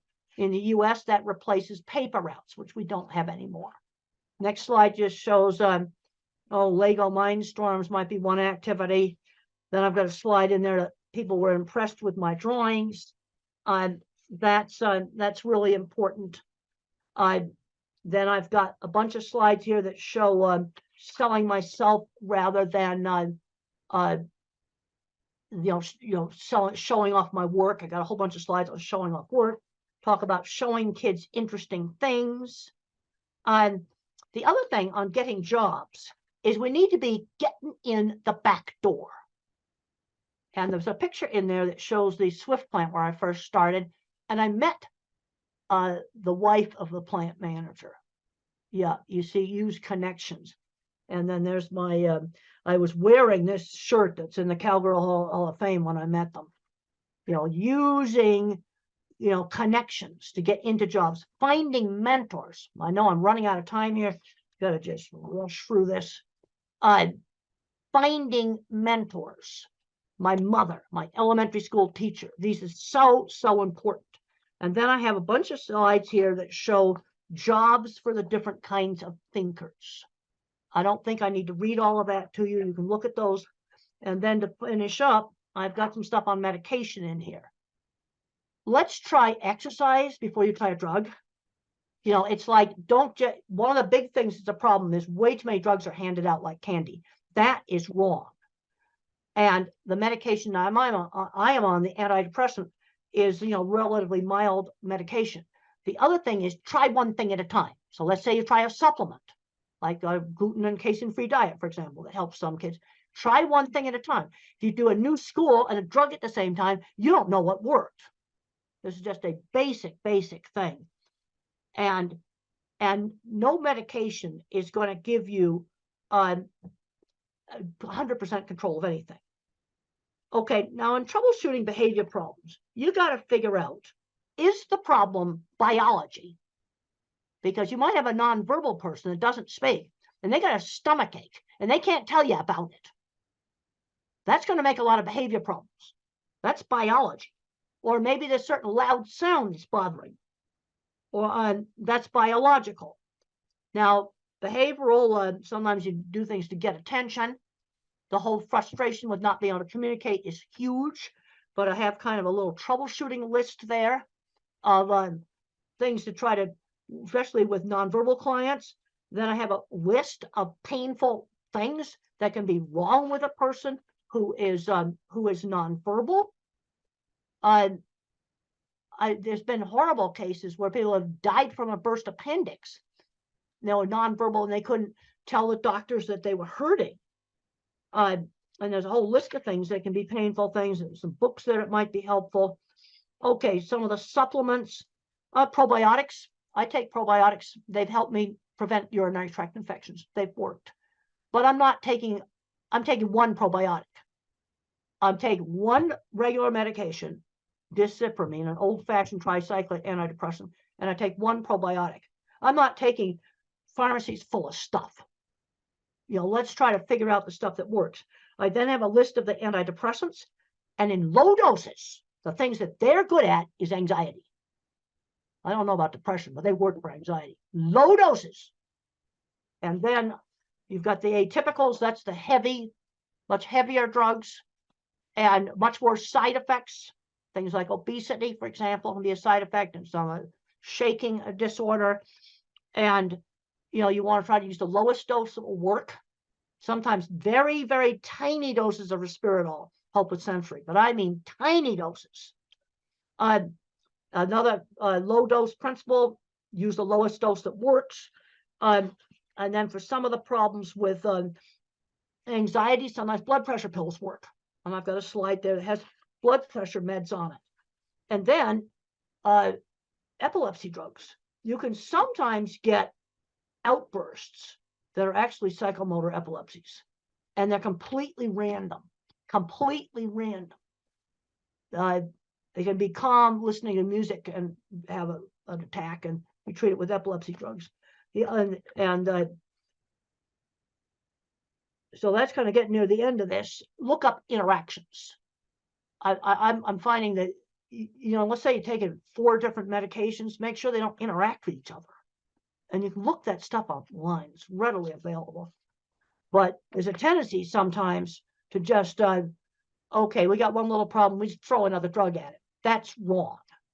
But on the other hand, I'm not anti-drug because I think this medication saved me that I'm on. And I write about it in this book. And even though it's 27 years old, it's still accurate because the generic stuff's still the same. And I'm taking a probiotic that prevents urinary tract infections that the doctors couldn't figure out how to stop my urinary tract infections. Now I just take it. They gave me antibiotics to clear it up. And then what the probiotic does is it prevents it. And that's worked for me. Now but that's 2 things. That's not shelffuls of stuff. Well, I think we've run out of time. I had an hour, and it's been wonderful talking to you by video. I think we've covered a lot of stuff, and it's been great to be here by video. And I want to thank the hosts there for staying on and letting me talk to you, because I do a much better talk when I got people there I can see and talk to. Okay, thank you.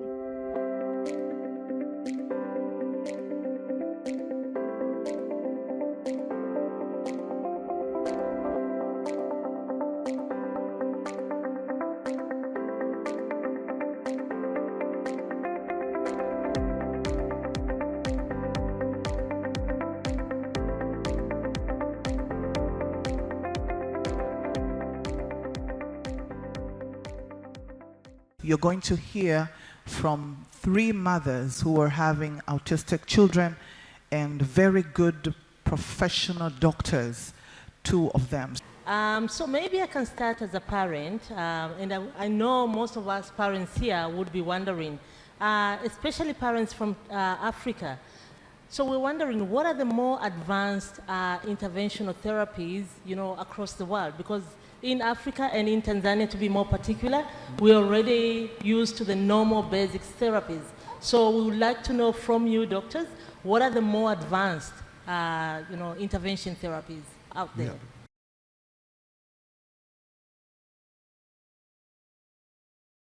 Thank you, Sarah. So I think you want to know about the rehabilitation therapies. Exactly. So as we know that the pillar stone or the basic conventional treatment for autism is neurorehabilitation, and that's the foundation on which the whole treatment for autism or cerebral palsy or intellectual disability basically leans on. So of course all of you know about occupational therapy and speech therapy, and we also do physiotherapy as well as special education and ABA therapy. So these are very important and have been tried and tested for many years now. But what we also have, especially in India now, we have aquatic therapy, So aquatic therapy is, children love water, right? So basically if you make them like swim in water or do specific therapies in water, they calm down better and it helps them concentrate better, their coordination improves. So coordination is one of the major issues in children with autism. So aquatic therapy has a big role to play in a comprehensive part, as being part of a comprehensive treatment for autism. Apart from that, of course, sensory integration therapy. We are aware of sensory integration therapy as a part of occupational therapy, but it's a science in itself because the information processing is a problem in children with autism. So sensory integration therapy, then art-based therapies, animal therapy. I think it's a beautiful therapy. Children are very sensitive and the animals are so sensitive. Like we have trained dogs and horses are a very good medium who sense the children's despair or their moods very well and help them settle down, and they work together beautifully. So animal-based therapy has come up as a part of, as one of the treatments for autism. So what we believe in India and in Eurogen is that it's important to do teamwork. So everyone working separately, you will achieve a little bit, but when you work as a team, together everyone achieves more. So comprehensive holistic rehabilitation, which happens together under one roof, would be the ideal situation to get treatment for children, and especially parents understand the importance because they are going from one place to another to get rehabilitation from different people, trying to squeeze in everything in one day. So comprehensive holistic rehabilitation under one roof which combines conventional rehabilitation with advanced rehabilitation treatments like aquatic therapy and sensory integration therapy, along with ABA and speech and special education and art-based therapy and animal therapy would be the best combination, we believe. Thank you very much. Thank you, Dr. Nandini. That was very well answered. But to answer your question, what is required, as Dr. Nandini said, is comprehensive rehab. In autism, the children require occupational therapy, speech therapy, behavioral therapy, psychological therapy, special education, art therapy, aquatic therapy. They require a combination. What happens in most parts of the world, you will have an occupational therapist who will only give occupational therapy. Then you have a speech therapist who will only give speech therapy. And they don't work in isolation. What we've realized over the last 15 years of working in this field is you need a combination.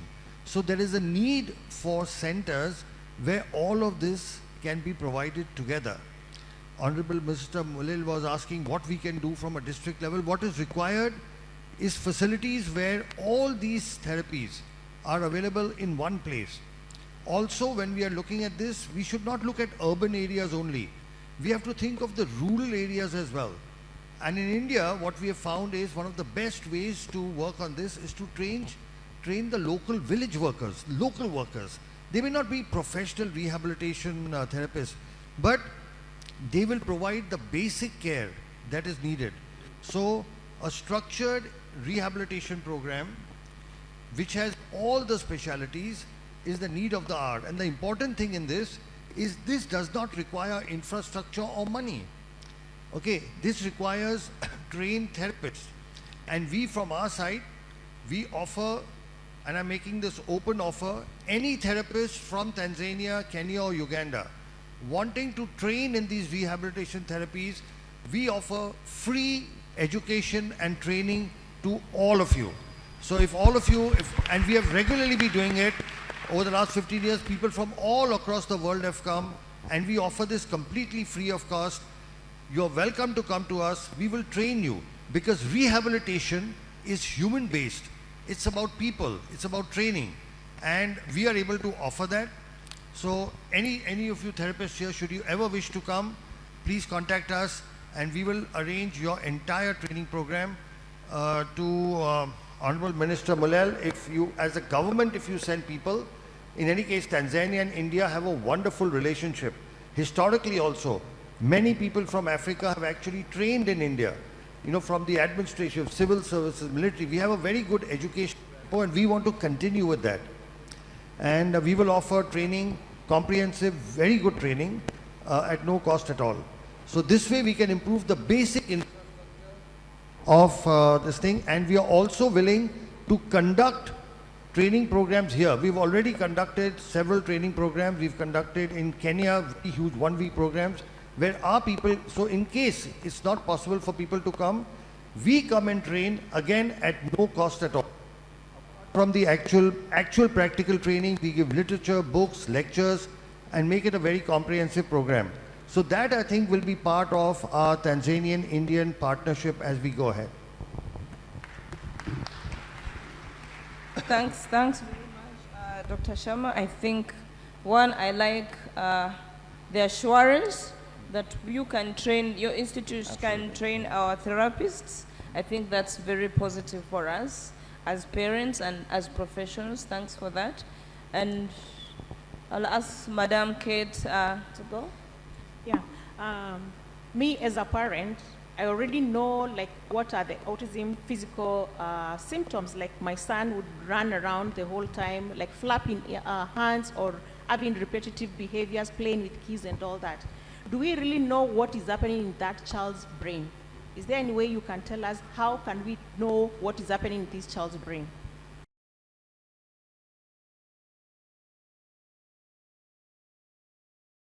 It's really important because so many parents come to us and say, oh, my child looks absolutely fine. What exactly is wrong? You know, people say that there is something wrong in the brain, but how do we know? The MRI, most times MRI is not done, and even if it's done, the structure seems to be fine. So at Neurogen, we went ahead and actually looked at really what is wrong in the brain, and this was done through functional imaging. So advanced scan imaging known as a PET CT scan of the brain, which tells us about functioning of the brain. So structure-wise, everything seems to be fine, but when we look at the PET scan images, we find that there are certain areas of the brain which are functioning less, and that is indicated by, which is very easy to read, made it easy to read through a color spectrum. So we were explaining to the Honorable Deputy Health Minister also that, you know, when you look at the brain with those different color schemes, you see that there are green, lighter brain, green, yellow and red, which are normal functioning brain, but deeper parts, which when we say out and we think about what do they do, it correlates beautifully. So the small part of the brain, and one of the speakers yesterday actually mentioned that the cerebellum, the back of the brain, which is important for coordination, balance, articulation, chewing, integration of functions and movements and tone, is working less, and you can see that in the PET scan. The deeper parts of the brain, known as the medial temporal, which is responsible for understanding, learning, comprehension, socialization, emotional expression, this is working. And the middle part of the brain, which connects the two brain, known as thalamus, which is a relay center, is working less. So all of this is possible only through the PET scan. So through the PET scan, we can actually find out which parts of the brain are working less, and now we get an understanding as to why our children are unable to process information or unable to respond to a lot of training that we do. So advanced imaging has really helped us go deep into a better understanding of what is autism and what really is functioning less and what is lacking in the children. So to continue with what she said, there is new brain imaging technology, and here I will have to keep talking back to Honorable Minister Mulel that we will need this equipment in this country. This is an equipment called PET CT scan. I'm not sure if it's available. It may be available. This is modern functional imaging, which actually tells us which parts of the brain in children with autism are not working. So if it's there, that's great. We can actually start, investigating and looking at our children. But what is functionally, as Dr. Nandini said, has been found. So if I were to divide our brain into an upper brain or a higher brain, which does the thinking, the intelligence, the executive function, and all of that. And then there is a little lower brain, the smaller brain called the cerebellum and the medial temporal brain.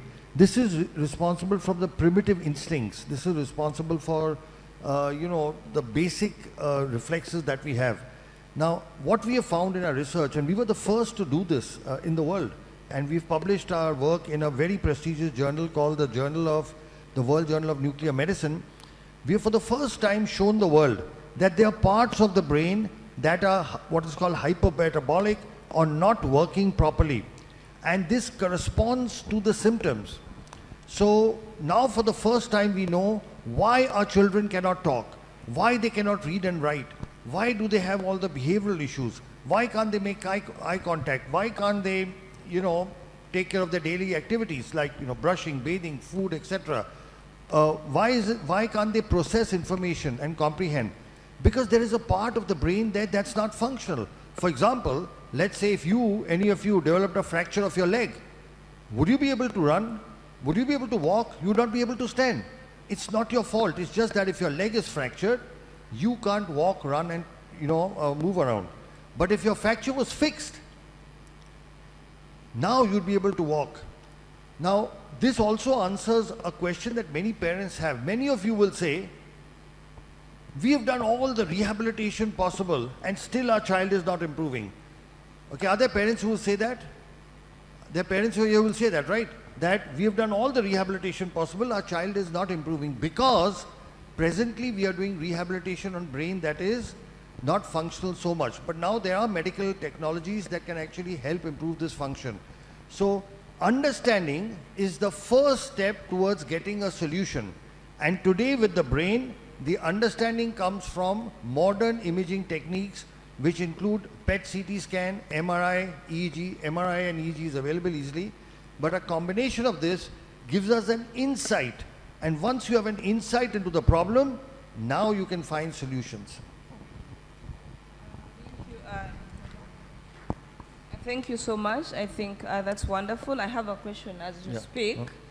So there is this brain, you've done your imaging, you've done the PET scan, you found there's something in the brain. I've heard there are new treatment modalities, hyperbaric oxygen, therapy, ozone. What is the role of those treatments in either treating or alleviating the symptoms of this brain?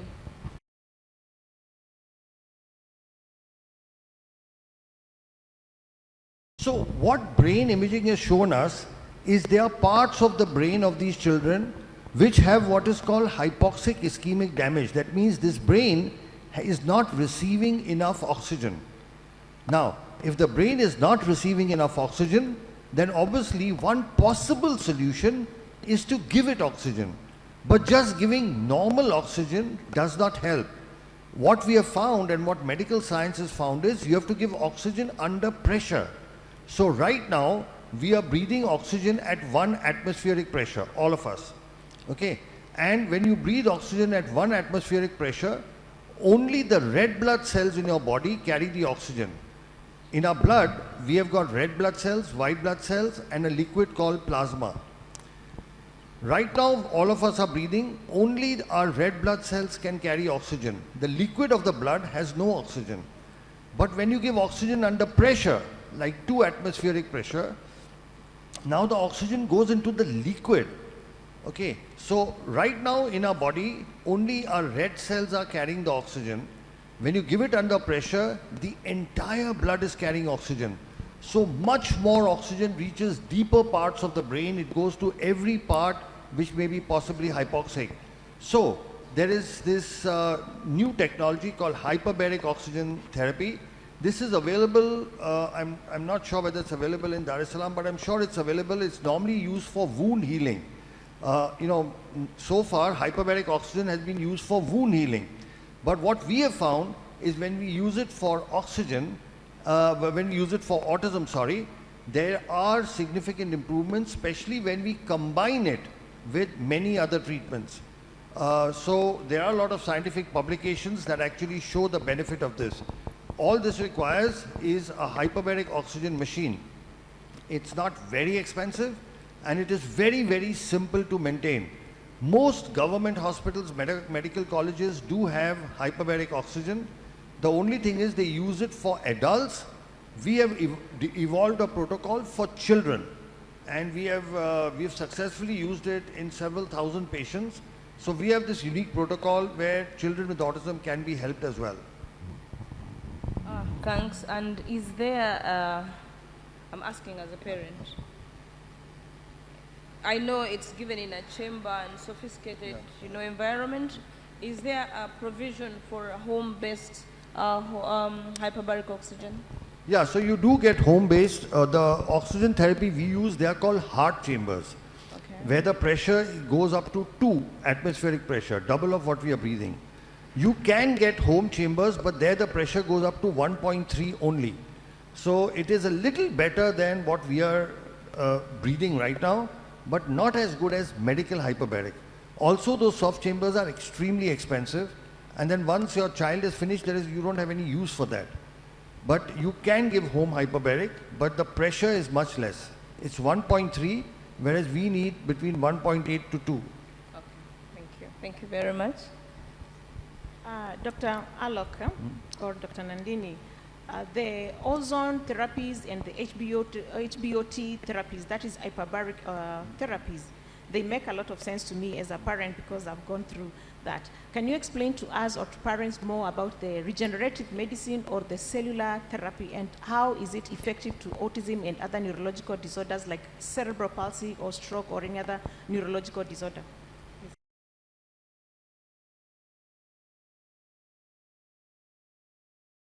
So basically, the human brain is the only organ which on its own does not regenerate. What do I mean? Suppose your skin is cut. A doctor can take a stitch and your skin joins. If your intestines are damaged, you can cut it and stitch it. You can stitch the heart, the kidney. You can fix a bone. But in the brain, you cannot take a stitch. You cannot suture it. So all these years, for the last 150 years of modern medicine, it was believed that the brain is incapable of regeneration. Because till then, we had only 2 kinds of treatments. Either we had medicines like a drug or an injection or tablet, or we had surgery where we went inside, cut, chopped, sutured and closed. There is no medicine and there is no surgery for autism. However, the last 25 years has seen the evolution of a new kind of treatment, which is not a drug, which is not a surgery. It's called cellular therapy, where you use healthy, good cells to repair damaged cells. For example, if suppose you get a cut on your hand, what happens? That wound heals by itself, right? That wounding is called biological healing. So now it is possible to repair damage in the brain through cellular therapy. So where do we get this from? What we do, there are 2 kinds of cellular therapy. One is when you take from the child's body or from the patient itself and put it back in the patient. And the second is when you take it from a donor. So there are 2 completely different types.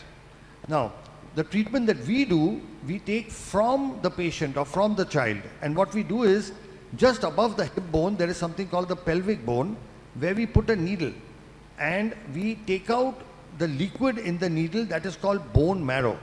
It's a very simple process. It takes 15 minutes. The child is given local anesthesia and sedation, so the child experiences no discomfort. Once we take out this bone marrow, we next take this to our laboratory, and from this bone marrow, we sort of filter it and separate it by putting it in machines called centrifuges, and then we isolate or separate the cells that we need, that are in general referred to stem cells. What we do is we use what is called mononuclear cells. So we have taken out, I'll repeat again, we've done a bone marrow, 15-minute, just like how you collect blood, right? You put a needle into your vein and collect blood. Likewise, we put a needle into the bone and collect bone marrow. It's just a collection. We have taken this to our laboratory. Now we've separated the stem cells. And then once the stem cells are ready, this takes about 3 hours. Then we call the child back to the operation theater and we make a needle puncture in the lower back. Why the lower back? Because in the back, our spine has got a fluid called cerebrospinal fluid, which circulates from the back all the way to the brain. So it goes to the brain, comes down. It's a continuous circulation between the back and the brain. So when we inject the cells into the lower back, into the fluid, within minutes it goes up to the brain. Once it goes up to the brain, the damaged areas, they pull the stem cells towards it, and once the cells are taken towards it, they start the repair process. Stem cells are known to multiply, they divide, and they convert into neural cells. And we have done all this, between 1998 to 2008, for 10 years, we did work in the laboratory and we worked with animals. And we first showed and proved that these stem cells can convert into neuron cells and that they can repair the damage. So in this whole treatment, if you can see, there are only 2 needle pricks. With one needle we take out, okay, then we separate the cells, and then with a simple needle we inject it back. And what are we injecting back in the child? The child's own good and healthy cells. There is nothing from the outside. There is no chemical. There is no any artificial thing. There is no donor cells. So we are taking good healthy cells from the child, putting it back into an area where it is needed. So it's a very simple process. Did you understand the process? I can repeat it. A simple needle into the pelvic bone, take out the bone marrow, takes about 15 minutes. Take the bone marrow liquid, take it to the laboratory, filter it, separate the stem cells, and then call the child back and inject with a very thin needle into the lower back spinal fluid from where it travels to the brain. So the beauty of this treatment is it is so simple. It can be done anywhere. It's not complicated. It's not like the major, I'm a neurosurgeon, I do brain tumor surgery, spine surgery. That's also complicated. Takes hours and hours. You go and open the skull, go into the brain, do things. It's nothing like that. 2 needle pricks is all it requires. And we are using our own good cells and putting it back in the child. So we now have a clinical experience of more than 13,000 patients. People from all across the world, more than 100 countries, actually from 102 countries have come to us. And several patients from Tanzania, several patients from Africa. And with this treatment, we are able to repair the damage, and we have proved it in 2-3 ways. One, after the treatment, the child starts improving by itself. The understanding improves, the comprehension improves, the behavior improves, the eye contact improves, they get back their speech. Several of our children are able to go to schools. Many of the kids we have treated several years ago, they have not only gone to regular schools, but they have graduated. Many of them are now doing jobs. So they become completely independent. So our kids, in a few years' time, go off the spectrum. Why? Because now we've repaired the basic damage in the brain. Once the brain damage is repaired, now they are able to integrate and get into a normal life. So that is broadly what stem cells do. I try to make it as simple as I can. Yeah. Thank you very much. Sarah? Yeah, thank you, Dr. Alok, for the detailed explanation. But I'm sure many parents here will be wondering, because we've heard a lot of things about stem cell therapy. How safe is it, and are there any risks behind it?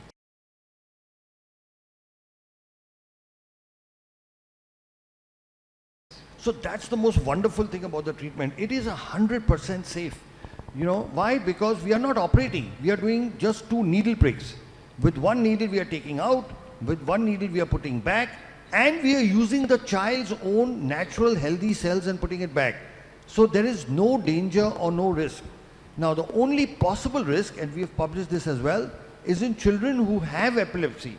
Epilepsy is convulsions, you may be aware, where there is a past history of epilepsy.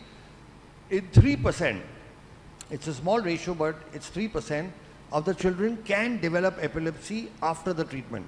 But if it does happen, it is treated with medicines and it can be controlled.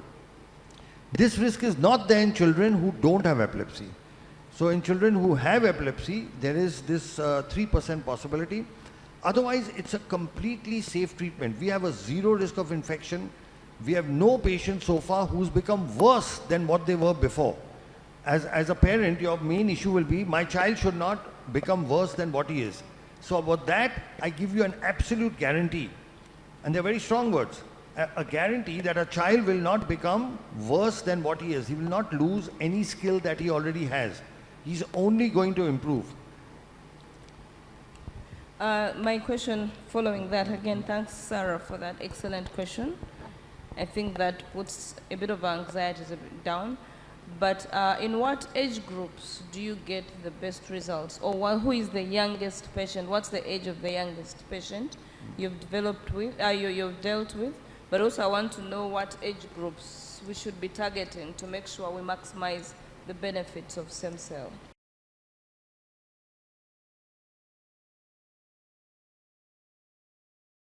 That's a very, very good question. So what our research finds is that when we treat children below 5, they have the best possible results. Now here there's something very interesting, you know, we have a doctor from Kenya, from Nairobi. He's a pediatrician, and what he does is the moment the patients are diagnosed at 2 years, okay, he sends all the patients to us for treatment at 2 years. And we will be able to reverse the autism in all of them because they've come to us very early. What our own research shows is that the earlier you treat, the better it is. Now the thing about autism is you don't make a diagnosis till about 1.5 to 2 years. So our youngest child is 18 months. We have several children we've treated at 2 years, 2.5, 3 years. We've also got children we've treated between 5, 10. The oldest I've treated is a 38-year-old boy. So now there is a wide range, but like in any other, you take any other disorder, any other, what we don't consider autism a disease, by the way, so I don't want to compare it, but any other disorder, the earlier you treat, the better it is. Okay, if you have diabetes and you start exercising and shift your diet, you can cure it without tablets or insulin. But if you start treating it late, then you need insulin. All right. The same thing is true of all diseases. The earlier you treat, the better results you get. And here is the problem. Everybody keeps saying to wait, you know, that wait till this treatment is more established. But the longer you wait, the lesser results you get. And the results of this doctor, this wonderful gentleman doctor from Nairobi, has clearly shown, and he's actually analyzed the data. You send children at 2 years and you can almost completely reverse the autism. Thank you. Let me ask, you're talking about a doctor from Nairobi who sends patients as young as they are 2 years old. Why is it that we go to some clinics or some therapy institutions and we find that stem cell is not recommended?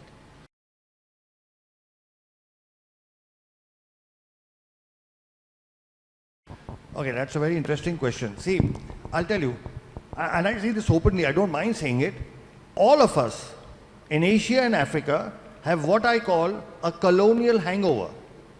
They're very strong words. What do I mean by that? When a doctor from the Western countries, from America, England, with a tag from Harvard, Oxford, Stanford comes, all Asian and African doctors start believing in them. All right? But when work comes from Asia and Africa, we don't believe in our own people. Now, stem cell therapy has evolved in the East. So India, China, Korea, and Japan, we are the leaders. Okay? Japan and China have, Japan has almost 900 stem cell clinics. China has over 1,000. So these are, I'll repeat again, India, China, Korea, Japan. The Western, in this particular thing, so the world's first scientific paper on cell therapy in autism was published by us from India. The second paper came from China. The third paper came from Italy and Ukraine. And the fourth and fifth paper came from America. This is a race that India and China have the gold and the silver. The Americans don't even have the bronze. They are fourth and fifth. I'm just in a lighter way. So our own doctors don't believe in it because they say, why is it not coming from the West? Okay.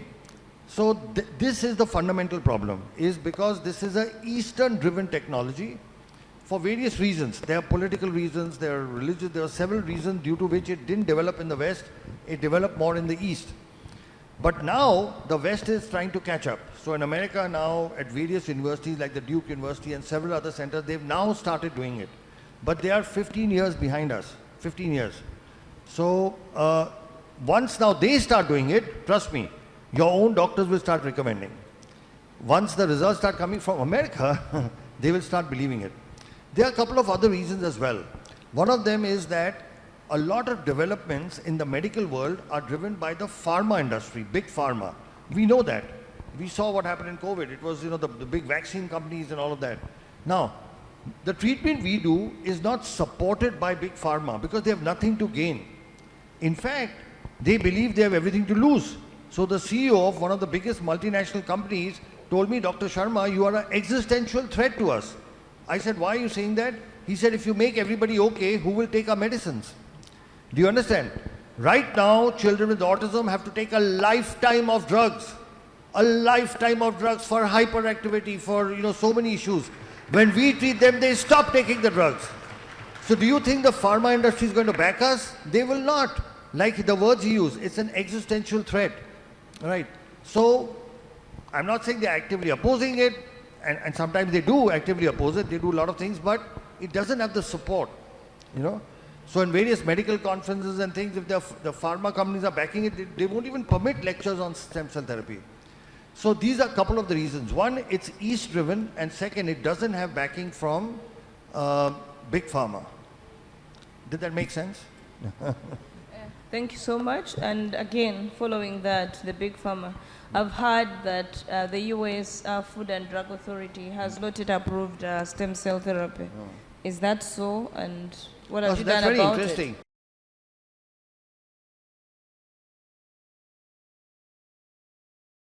Because, like I told you, stem cell therapy has got autologous as well as things which are manufactured by companies and sold as donor.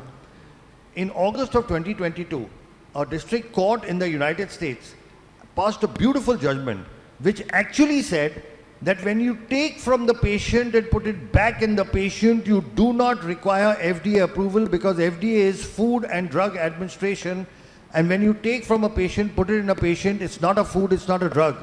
It's a procedure. So a federal court in the United States told the FDA that you have no jurisdiction over procedures. So now the whole question, it's not US FDA approved, is an irrelevant question. I'll give you another example. It's like the difference between you take an orange and make homemade orange juice, or you make canned juice, Tropicana or whatever you get here. Okay.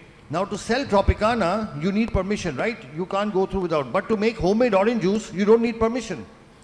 Right? Do you need permission to make homemade orange juice? So when you take from the patient, put it back in the patient, our Indian courts have said that. In 2019, our Indian High Court said that only for stem cell derived products when you're using, you need a license. The words were stem cell therapy is permitted. And a recent court judgment, because there are people who oppose this work.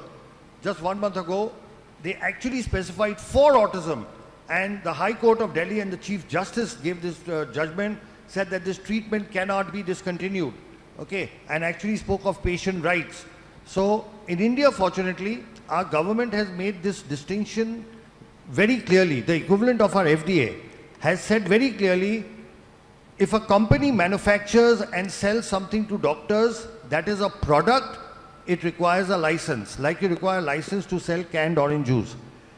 Our government says if you're a doctor doing it in the hospital, you do not require to take permission because it's a procedure. Procedures don't have an approval pathway. A product has an approval pathway. They are two separate things, a product and a procedure. So this is something which the Indian courts, the Indian government has said for a long time. Now the American court has also said the same thing. It is here that national leadership makes a big role. For example, our Honorable Prime Minister, Sri Narendra Modi ji, he is a big supporter of stem cell therapy. When he became Prime Minister, in his first address to Parliament, as to what his government will do, they included 5 areas where they will focus on research, and one of them was stem cell therapy. The other was nanotechnology, thorium research, but one of them was stem cell therapy. When he went to Japan, Honorable Prime Minister Sri Narendra Modi took time off and went to the stem cell laboratory of Professor Yamanaka, who won the Nobel Prize for his stem cell work. We are very fortunate and blessed that the Honorable Prime Minister Sri Narendra Modi ji has written a personal introduction for a book that we have authored. There's a book that myself and Dr. Nandini have authored on a disease called muscular dystrophy. And Sri Narendra Modi ji has written an introduction for that book. So what happens is, when you have the national leadership on top supporting something, it gives courage to the doctors to go ahead and practice it.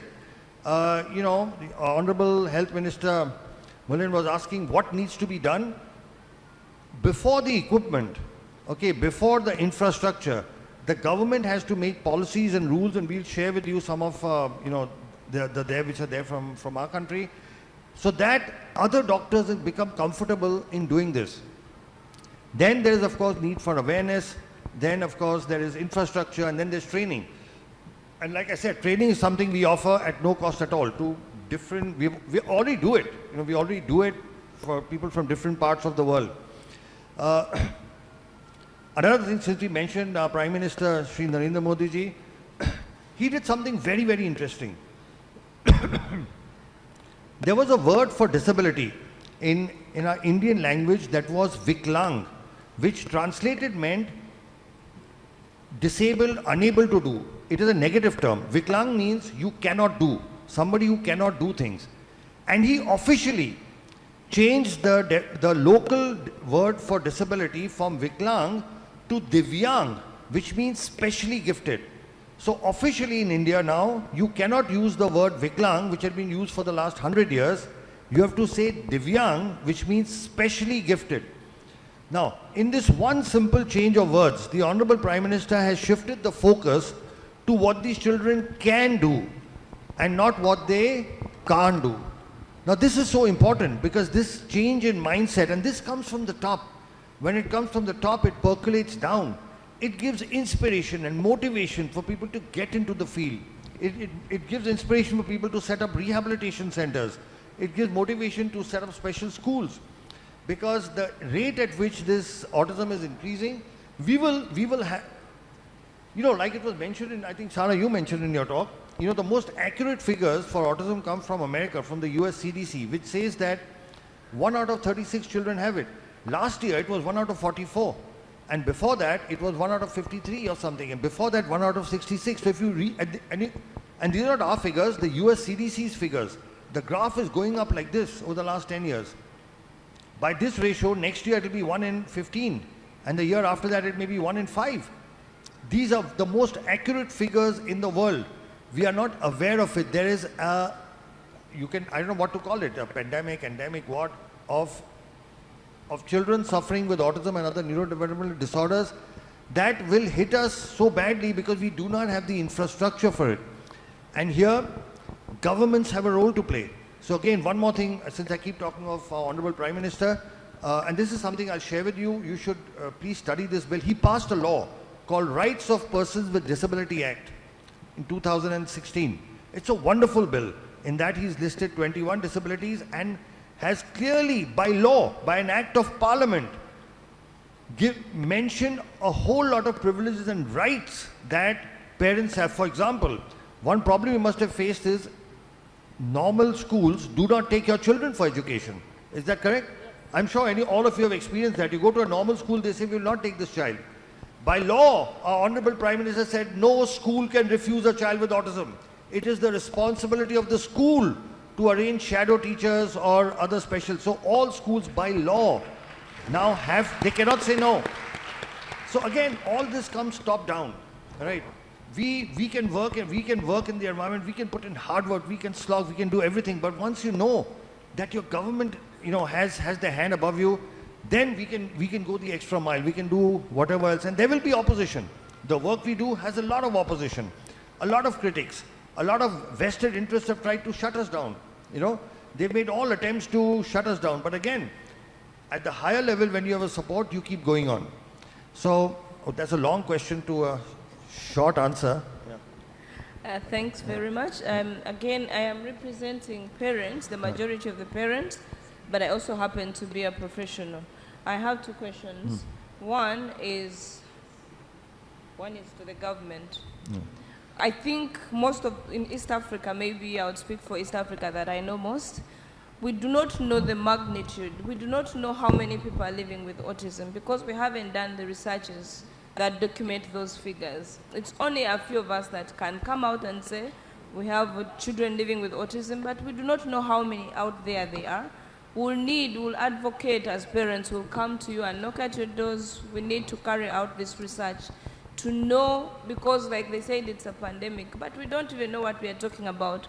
We need funds, we need a budget aside to get into the nitty-gritties and know how many children we are planning for that are living with autism. That's not a question, it's a plea to the government. My question is, as a mother with a child on the spectrum, I take my child for treatment and the child is, given whatever they are given. But as a mother, I think I'm more autistic than my child. I have the worries because I understand what autism is, and I worry about the future of this child. Do you have anything for us as parents to also manage those symptoms that we display of anxiety, of depression, of hyperactivity? Because when you go to a hospital, I can tell you some of the parents will slap the doctors because they are frustrated and angry. Do you have anything for us or any advice for us as parents? That's one question. I'm happy you're clapping for me because it's been a journey. You actually, even when you go to church and your child is discriminated, you're angry and frustrated and rude. Then the other is, what is my role in all this you're talking about as a parent in the management of this autistic child?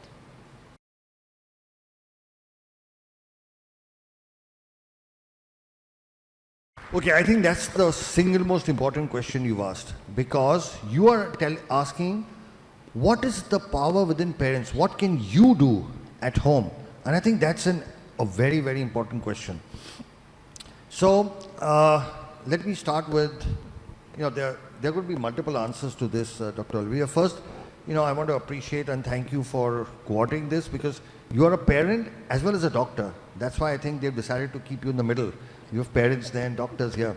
But I want to talk about several things. So first thing, there is actually research that has happened in India which has shown that every mother, especially mothers of children with special needs, go through depression, anxiety, and severe psychological upheavals. Many of them even contemplate suicide. We've had several mothers who've actually not just thought of, but attempted suicide, and not just once, 2 or 3 times. And whereas for others, they may not understand, I think as mothers, you will understand why a mother would want to commit suicide, because it's just so difficult to handle. Now, the thing about autism is it's called the silent disability because you can't see it. The children look normal, all right? They look normal, and so, but looking after them day to day takes a lot of spiritual, emotional, physical courage and efforts. Right from morning, from getting them up to getting their basic toilet and clothing, to feeding them, to taking them to rehabilitation centers, everything is such a challenge. It's not like, you can just walk across. It's like you're walking across with a haversack and 2 heavy bags. Everything is a challenge. Everything is difficult. Every single step. And I very often say, as mothers of kids with special needs, you put more emotional and spiritual energy in one day than maybe most of us don't put in a whole year, just to see one day through. So yes, it takes a lot of energy, devotion and concentration.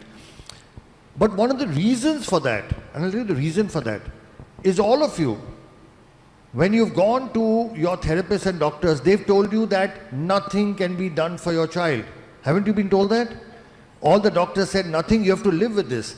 And what can be more depressing, what can create more anxiety or more depression or more fear and anger than being told, here's this lovely, cute, beautiful child you have.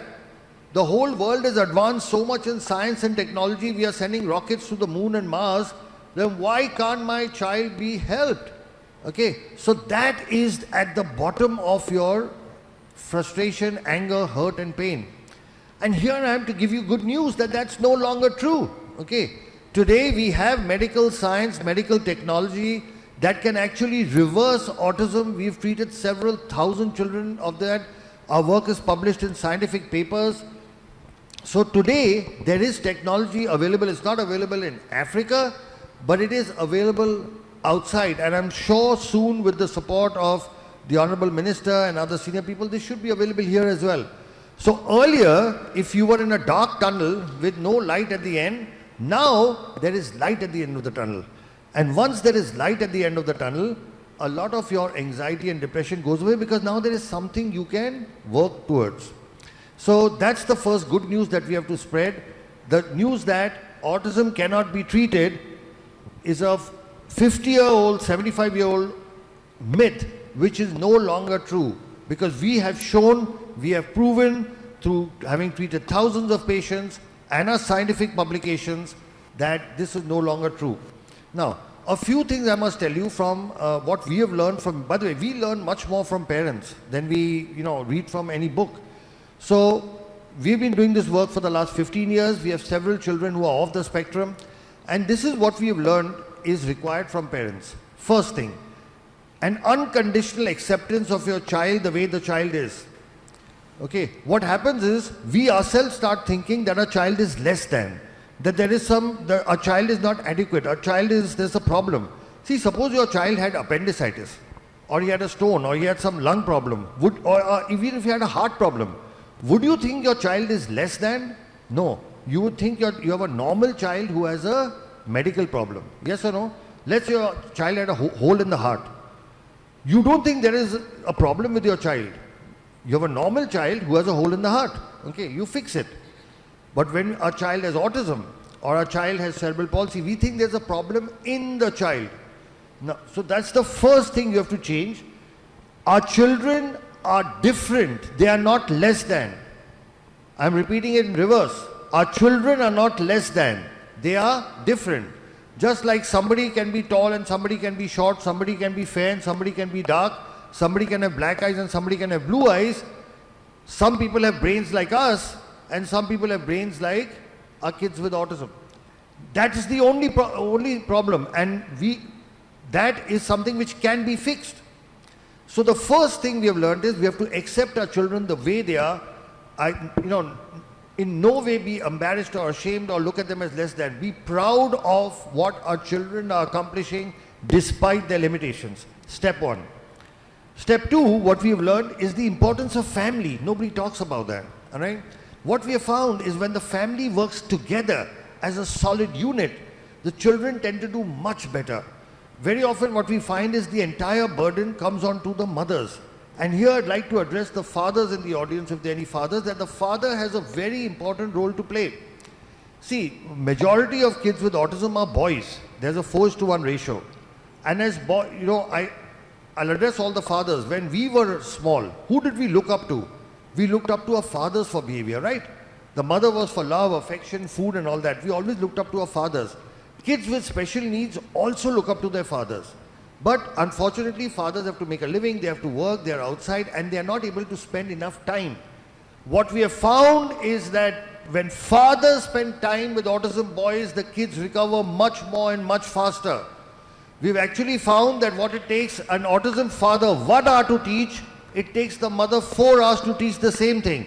Not because the mother is not a good teacher, because the children learn faster from their father. So we have found that family is the single most important thing, and that kids whose families are supportive, when they work as a team, who wins a cricket match or a football match or a hockey match? The better team. And the family is also a team. And when the family works in sync, with the mother doing some things, the father doing some things, the other brothers and sisters doing others, grandparents have a very important role to play. In fact, we find that children who live with their grandparents tend to do a little better, because grandparents have also a big influence. Our Honorable former Prime Minister, grandparents have a very important, we've actually found this, that kids who stay in joint families with their grandparents tend to do overall better, because a grandfather's love and a grandmother's love and the teaching is different from, I'm not saying it's better or worse, it's just different. So family as a unit is extremely important, So I spoke of unconditional acceptance, then I spoke of family working as a unit with fathers needing to give time. We do everything else. You supply your child with all the money and all the facilities, and you pay for everything. But what your child needs is your time. If you can just keep 2 or 3 hours aside every day for your child will do very, very well. Then what we have found is, from a medical point of view, if you take a combination of our cell therapy, hyperbaric oxygen, and rehabilitation, we find that this helps in getting the children to a normal life much faster. Now, what is the role of all of this? The brain is like a computer. A computer's got hardware and a computer's got software. Cell therapy fixes the hardware only. Software comes from rehabilitation and software comes from the family, because that is what trains the brain. So a combination of cell therapy and oxygen therapy which fixes the hardware, of rehabilitation and a good environment at home that fixes the software, and our children will be able to recover. So this is the next thing, the medical treatment. Then apart from this, there is something very special we found. We found that almost all these children have some special ability or the other, okay? But it was not seen till you did cell therapy, because now the brain was partially damaged, and so you could not see what is special. What we have found is, once we repair the damage in the brain with our cell therapy, now you can start seeing the special abilities. And we have kids who are brilliant in numbers. There are kids who are, running at the age of 11, running chemical factories. We've got, if I tell you some of the things, you'll not even believe them. We have a child who can actually read your mind after. A child who, after STEM therapy, has improved to the point that if you think of a number, the child can actually tell you what. And they are amazing ability. They're called savants. There are kids who you tell them any date in the future. Any date, you say 23rd July 2030, and they will tell you in an instant what day it is. It's Wednesday. And I don't know if you know, but Elon Musk, the world's richest man today, had autism. You can Google him. He talks about his autism. But this man changed the world. Albert Einstein had autism. Okay? But this man, and he could not read, he could not speak or read or write for very late in life. And then this man changed the world. Several of our tech geniuses, they don't have autism, but they've had difficulty in studying, learning, Bill Gates, Steve Jobs, they never graduated from college, all right? But these are people who changed the world. Leonardo da Vinci is believed to have had autism. So these are exceptionally gifted people. So the one thing that you have to do, see, you are talking about bringing your children to normal. I'm saying once you get, they do exceptional things. They do the most brilliant things. And that is proven by already. Look at Elon Musk. He talks about his autism. He doesn't hide it. He says he had this, but he changed the world. So we have to change our thinking. Instead of looking at what they can't do, we have to look at what is special about them. Like what our Honorable Prime Minister said by changing the name. He said, don't look at what they can't do. Look at what is the special gift in them. So with this combination of things, like I said, unconditional acceptance, the family working as a unit, the medically, a combination of cell therapy, hyperbaric, along with rehabilitation. And rehabilitation, like Dr. Nandini said, needs to be comprehensive. You need to be able to do all the rehab. You can't just do one. People think they go to just one specialty and my child will be okay. No. You need all the specialities together, comprehensive rehab, and then our children will be able to come out. So I hope that answered your question. Yes, so maybe, wow, this is like a ray of new hope. Yeah. I'm sure all the parents here, some of them who might have lost hope, but with everything that you've explained, it's actually truly inspirational. So my question is, you've spoken about stem cell therapy, and I'm sure in the minds of many parents, they are wondering, wow, it's expensive going to India. Before even you think about how much the operation cost, you think about even the air ticket and the flight and accommodation and everything. So is there any plan to bring this in Africa?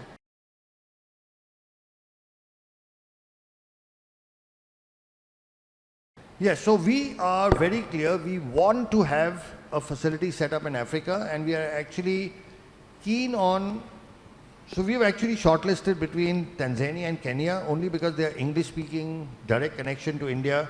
So to give you a background, for example, the government of the Bahamas actually invited us and gave us permission to start this, and we've just been there recently, and in 6 months, we are going to open a full-fledged facility in the Bahamas. This is to cater to, the facility will be in Nassau, their capital, and there we have government permission. Just like, again, we have a former Prime Minister with us, there we have a former Prime Minister working with us, and we have government permission. Because we have government permission, we are setting up a facility there. We are very keen on making something available in Africa itself, and we would like to have it in Eastern Africa simply because of our closer cultural connections, easy, short distance of travel, direct flights and all that.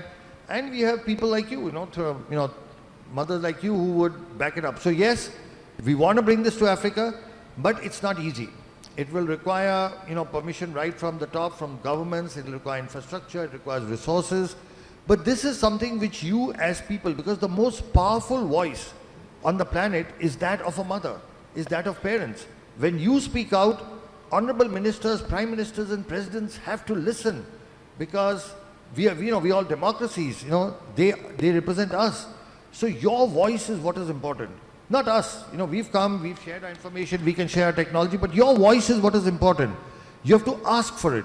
You have to show, show what's happening. Right now, there are so many people going from Africa outside for the treatment.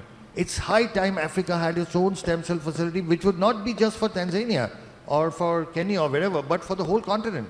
So people would not have to travel long distances. So we are very keen, we are willing to partner, but this is something which you people have to take the initiative.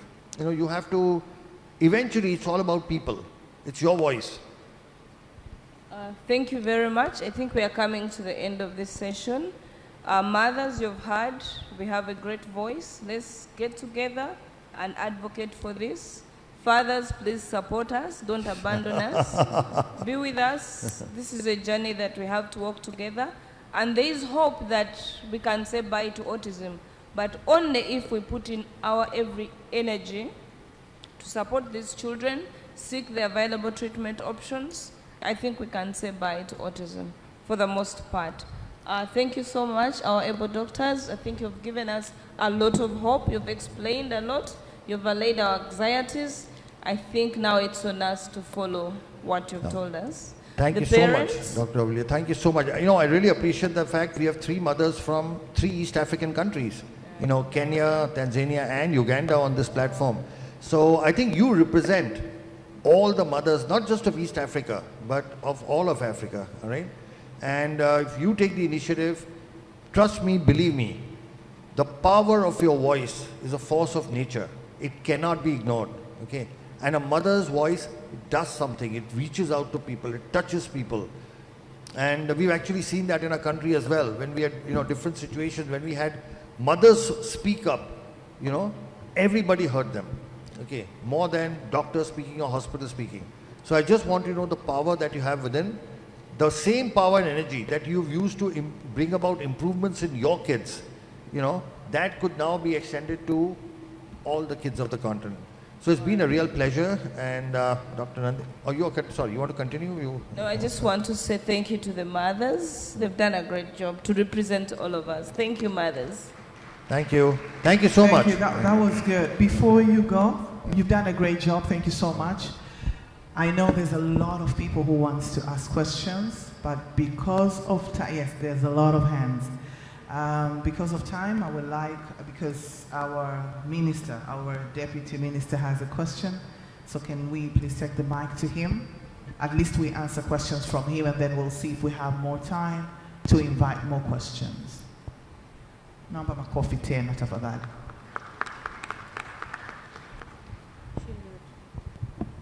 Karibu sana mheshimiwa. I don't think it is a question, it's just good news perhaps. He said, I know Professor, he said about the PET-CT scan, if we have in the country. Yes, we have. It is in Ocean Road, okay, our Cancer Institute. So actually last month they completed it to connect it so that it can start function. We expect this month it's starting to work. Very good. Yes, so we have that. So it's a good news to the parents when we are talking about PET-CT scan now we have in the country. Another thing is hyperbaric oxygen machine, you said. Yes, we have it in Muimbili. Yes, in 2 weeks it will start functioning. So we are working with the professor so that we can see, so that it can accommodate everything you want. You were saying if it can accommodate everything, but if not, we can make sure that it will accommodate. But we have those 2 things, then now we remain with issue of, yes, we are doing bone marrow transplant. Yeah. Please, perhaps the professor can explain a bit. Thank you, Honorable. So just to add to increase the insight, we are also doing a bone marrow transplantation. Okay, very good. In one center, we are doing autologous bone marrow transplantation. Okay. In another center, we are doing allogenic bone marrow transplantation for children with sickle cell. So I think that also opens the potential for doing stem cell transplant. Absolutely. Yeah. So all the technology is there. We just need to put it together now. You know? That's great, Yes. wonderful news. Yeah. Yes, that's what I'm trying. I just have to say that so that the parents can hear that. Yeah. You talked of many technology, then we can see how is our capacity by now, then we can move from there going forward. But something is going on. Thank you. Thank you so much.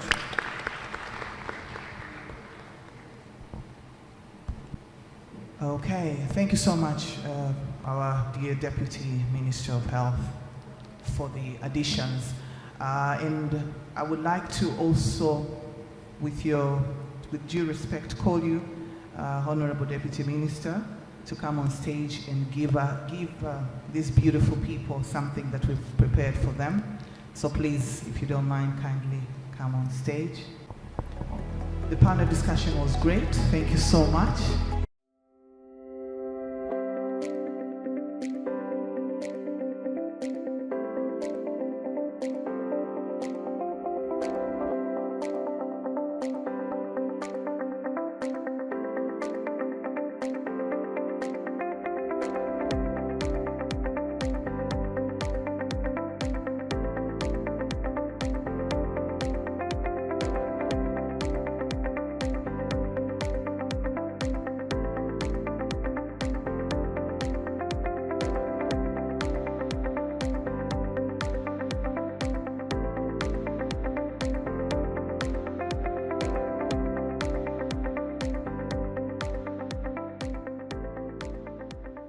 My name is Geoffrey Ekongot. I'm the chairman of Autism Society Uganda. It's an honor to be here and to play this role on the International Day of the World Disability Day. I now take the honors to welcome Tom Land. But before I welcome him, Tom Land, also known as Thomas Land, was diagnosed with autism at 13 years old. Since accepting his diagnosis, Thomas has been recognized as an author, speaker, and emerging leader in the autism community. Tom Land is the world's first Toastmasters accredited speaker with autism. The Toastmasters accredited speaker distinction is reserved for the finest professional speakers in the world who fulfill numerous criteria, then compete for the honor in front of a huge live audience. Now, imagine having autism and meeting that challenge, because that's exactly what Tom did. Tom is one of only 90 accredited speakers in the world, and the only one with autism. He is certified human potential coach and professional diversity and inclusion consultant. He is poised and ready to share his positive energy and inspiring messages as an end keynote speaker, corporate trainer, and consultant to organizations across the country. He also spoke on the TEDx stage to impart wisdom and inspire others with his talk titled, How to Come to Life. He is the author of the award-winning bestseller, Come to Life, Your Guide to Self-Discovery, and recently published his second book, My Glass is Full, Stories of Putting Mental Health First. He recently set a Guinness World Record as the world's oldest person with autism to finish a full Ironman triathlon. I once again welcome Tom Land to present his topic, Come to Life, Preparing for the Transition and Your Future. Mr. Tomiland, you're welcome on stage.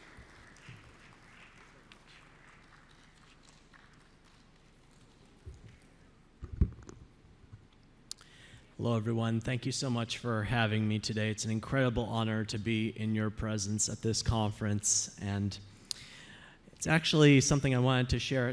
I have a bucket list, 101 things I want to do before I die, and one of them is to give a keynote at an international autism conference. So with this speech, check.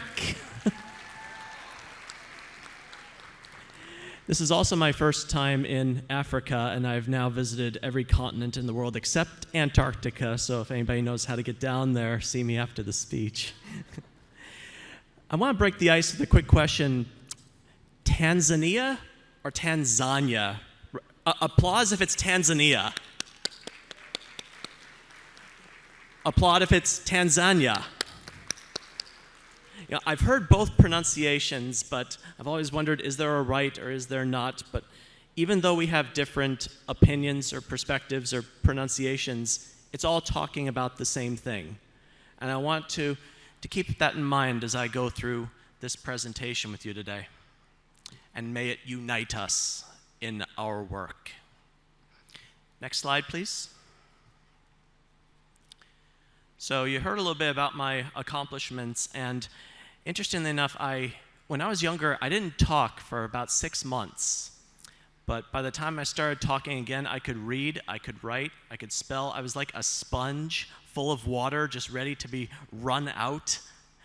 And I was ready to get a whole lot done with my life. And I've gone through a number of trials, and tribulations, and triumphs. But each of these accomplishments that I have has a deeper, bigger meaning to them. And I'll be sharing what those are about. And you may notice at the bottom there that you heard about my Ironman record. 6 weeks ago, I broke my own record. I did another full Ironman, so I'm a year older, and I'll be put in the Guinness Book of World Records again. And for those of you that don't know what an Ironman is, I know my metric system, 3.8 kilometers of swimming, 180 kilometers of biking, and 42.2 kilometers of running back to back to back in under 17 hours. No easy task, particularly for someone who is subject to sensory overload and stomach matters. I had to manage all of those elements, and I just kept on going, and I crossed that finish line. Next slide, please. Now, for professional keynotes, I know some of you may require objectives, so I want to list them here. And I hope you'll see that what I speak about today can apply to just about anyone, particularly as they prepare for what life is. If you go to the next slide, please. I have a meaning of life that I'd like to share with you today, because there have been several individuals with meanings of life, Monty Python, if you follow that particular comedy series, religious leaders, philosophers. But I find that life is not really a word, but an acronym. One of my many talents is to take words and form them into an acronym, a better way to categorize and memorize information. So I'm sharing my meaning of life with you today. And think of these categories as they pertain to your young person or young people on the autism spectrum or what have you. We have love and relationships, starting with the love for yourself and your relationships with others. We have independent living, and that's not necessarily limited to like being on your own or moving away from home, but about making decisions about your life, being in charge of your life so that you take it to where you want it to go. Then there's the F, which stands for further education, not limited to college or a university or a degree or diploma, but keeping an open mind, having awareness of what trends are going on in the world, and also being mindful to what other people have to say. So you have the most information you have to make an informed decision. And finally, the E stands for employment, because particularly when it comes to autism, there are more unemployed or underemployed individuals on the autism spectrum than any other class of disorder. And I think that is something we definitely need to work on putting a dent in, because our young people deserve to find something that they do well and can contribute to society, and if all goes well, make them earn their own money. Next slide, please. Telling you a little bit about my dream. Right around the time I got diagnosed, I knew that I loved Star Wars and I was good with numbers, and I told my parents, I'm going to be George Lucas's accountant. And I set that into motion. After I told my parents about it, though, they could have said, Tom, that is a pipe dream. You really think you can be George Lucas's accountant? But they didn't kill my dreams. They instead gave me a reality check. You want to be George Lucas's accountant? You have to go to college, you have to pass difficult tests, you have to find work in the entertainment field. He's not going to hire someone right out of high school. And I have a bit of what I like to call a Batman mentality, like where there's a will, there's a way. Even if there's darkness, I'm going to find a way through the light. So I said, challenge accepted. And I went to college, and I passed the CPA exam. That's a certified public accountant. And, well, thank you. For those of you that have heard of it, it's probably one of the most difficult tests there is.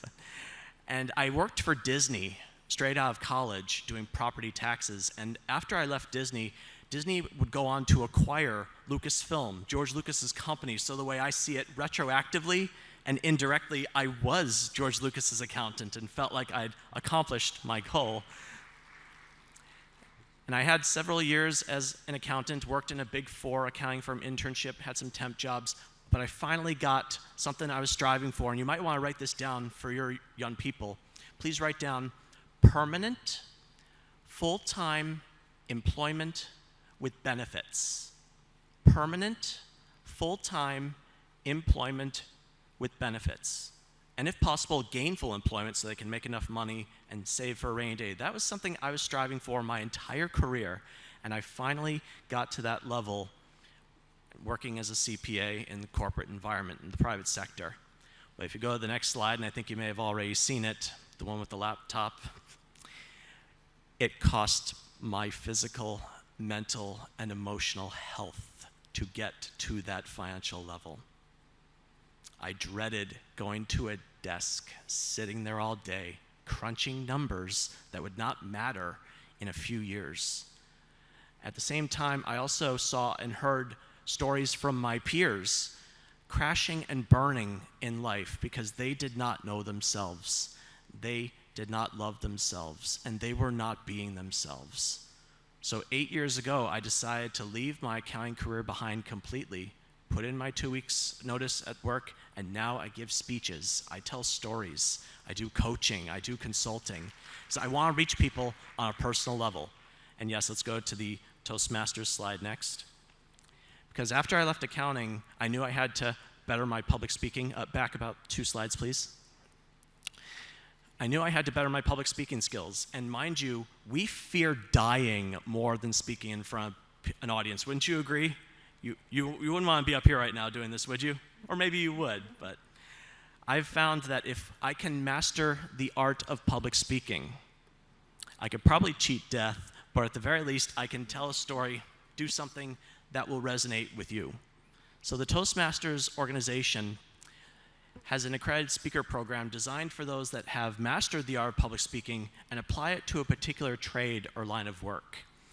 And for someone on the autism spectrum, which is a social communication disorder, and being able to master the art of public speaking, which is essentially socializing and communicating, I wanted to show myself, my peers, and the world that you too can break barriers. You can overcome obstacles. You can shatter ceilings and stereotypes by showing people that it can be done.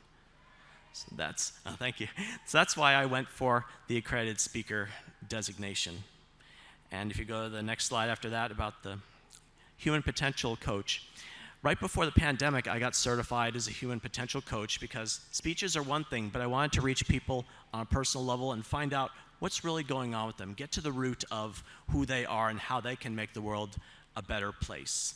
And today is the International Day of Persons with Disabilities. I was at the United Nations 4 years ago in New York describing why people on the autism spectrum deserve equal employment opportunities. And the United Nations has sustainable development goals that they want to fulfill by the year 2030. And if any of you happen to see my lapel pin here, I have a pin with those sustainable development goals illustrated.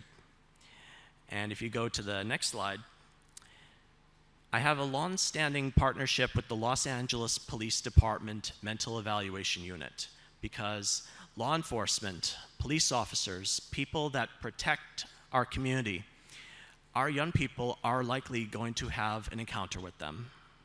They may not have had one yet, but there's a very good chance that they will. And our officers need to know what to do. So I share my stories and give them pointers on how they can best serve our population. But there's another thing that was overlooked that my mother and I put into play. Next slide, please. And that is to teach our young people what they need to know when it comes to interacting with the police. Because, ladies and gentlemen, just training the police is not enough anymore. Our young people need to know how to interact with the police. And this could mean the difference. The knowledge that they get from this movie, Be Safe, which my mother created based on stories from my own experience. Granted, I've never been arrested or imprisoned, and I'd like to keep it that way. But I've heard stories, and my mother was a consultant for families who unfortunately had a young person who wound up on the wrong side of the law. So I urge you to use Be Safe or similar tools that might be at your disposal to show young people how to interact with the police. That could mean the difference between freedom and imprisonment, or even life and death. Next slide, please. So looking at those life outcomes, the LIFE I brought up earlier, raise your hand if you think our population's having good outcomes based on current circumstances. I'm not seeing many hands out there at all.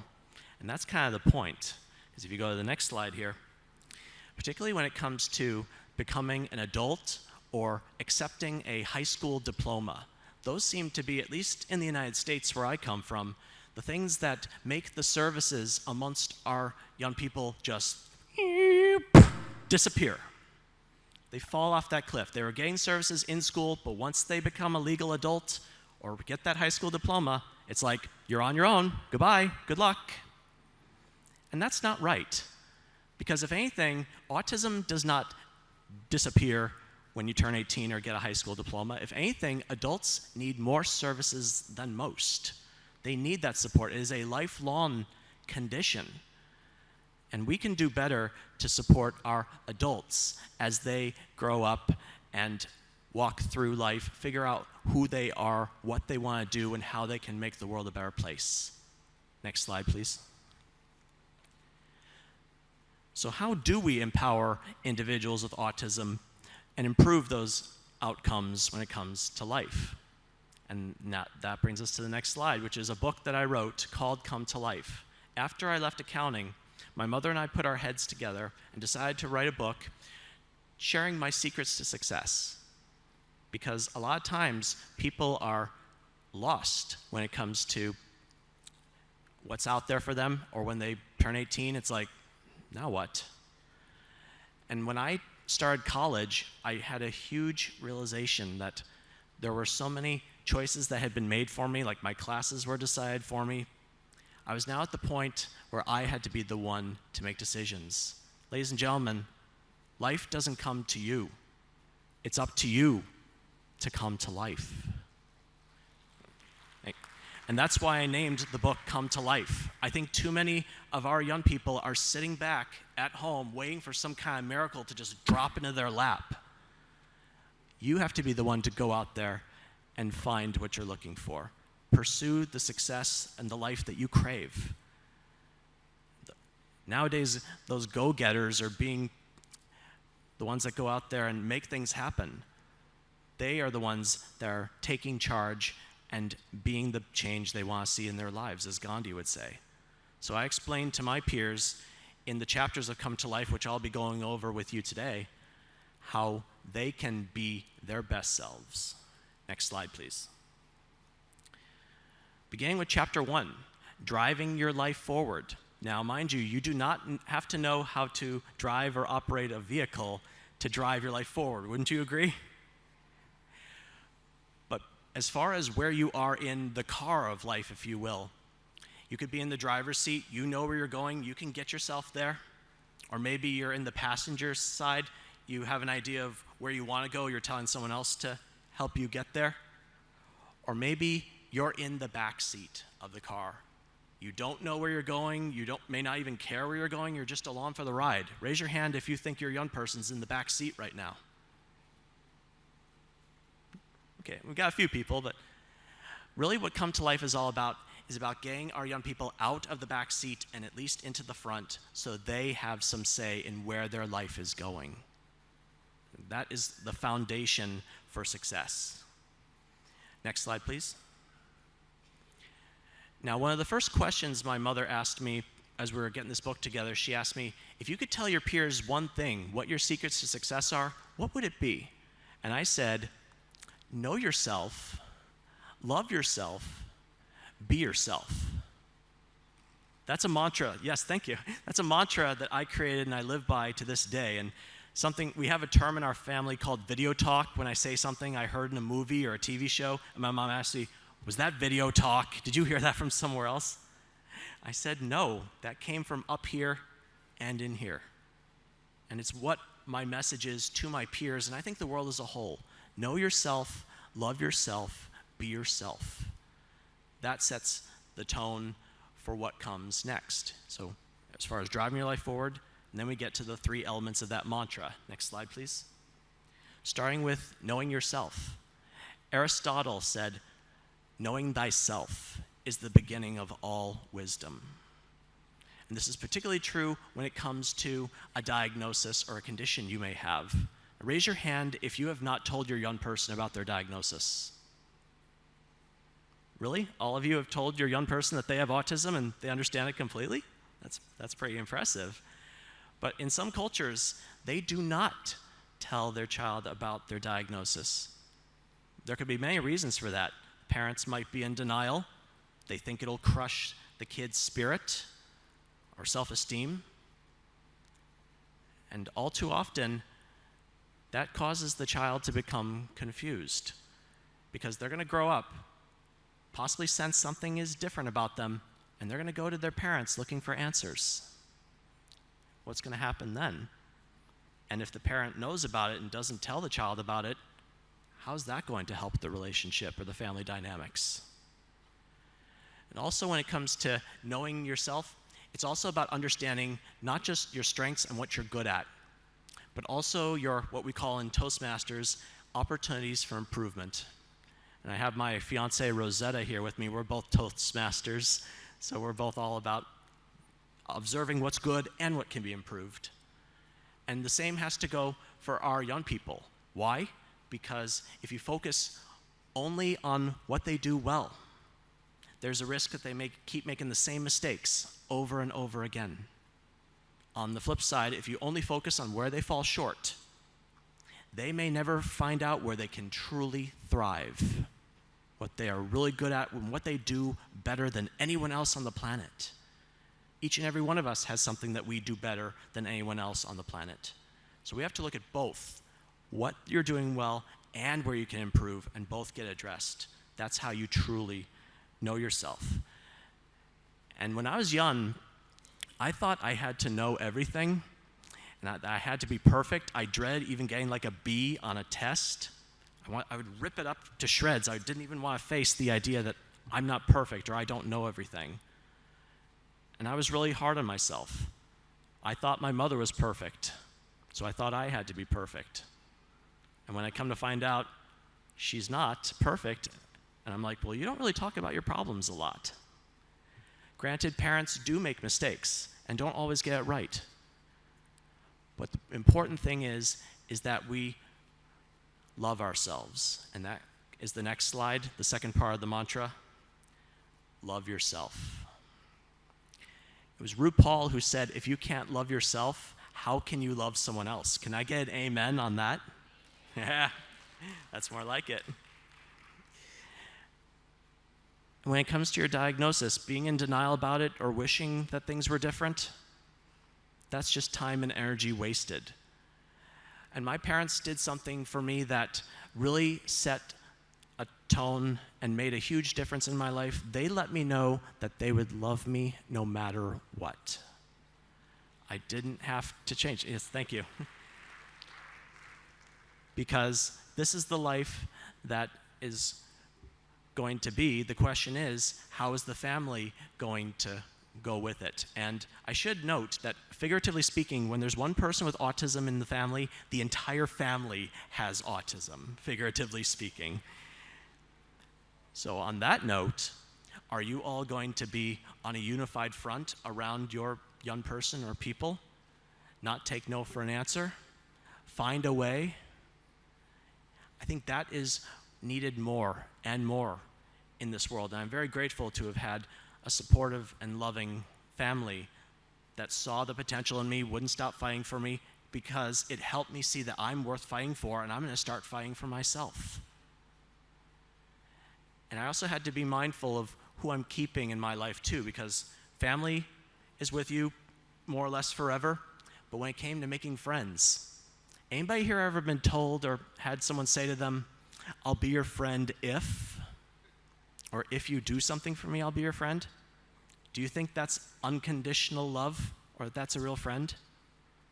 And do you think our young people would question that and think, something may be up here?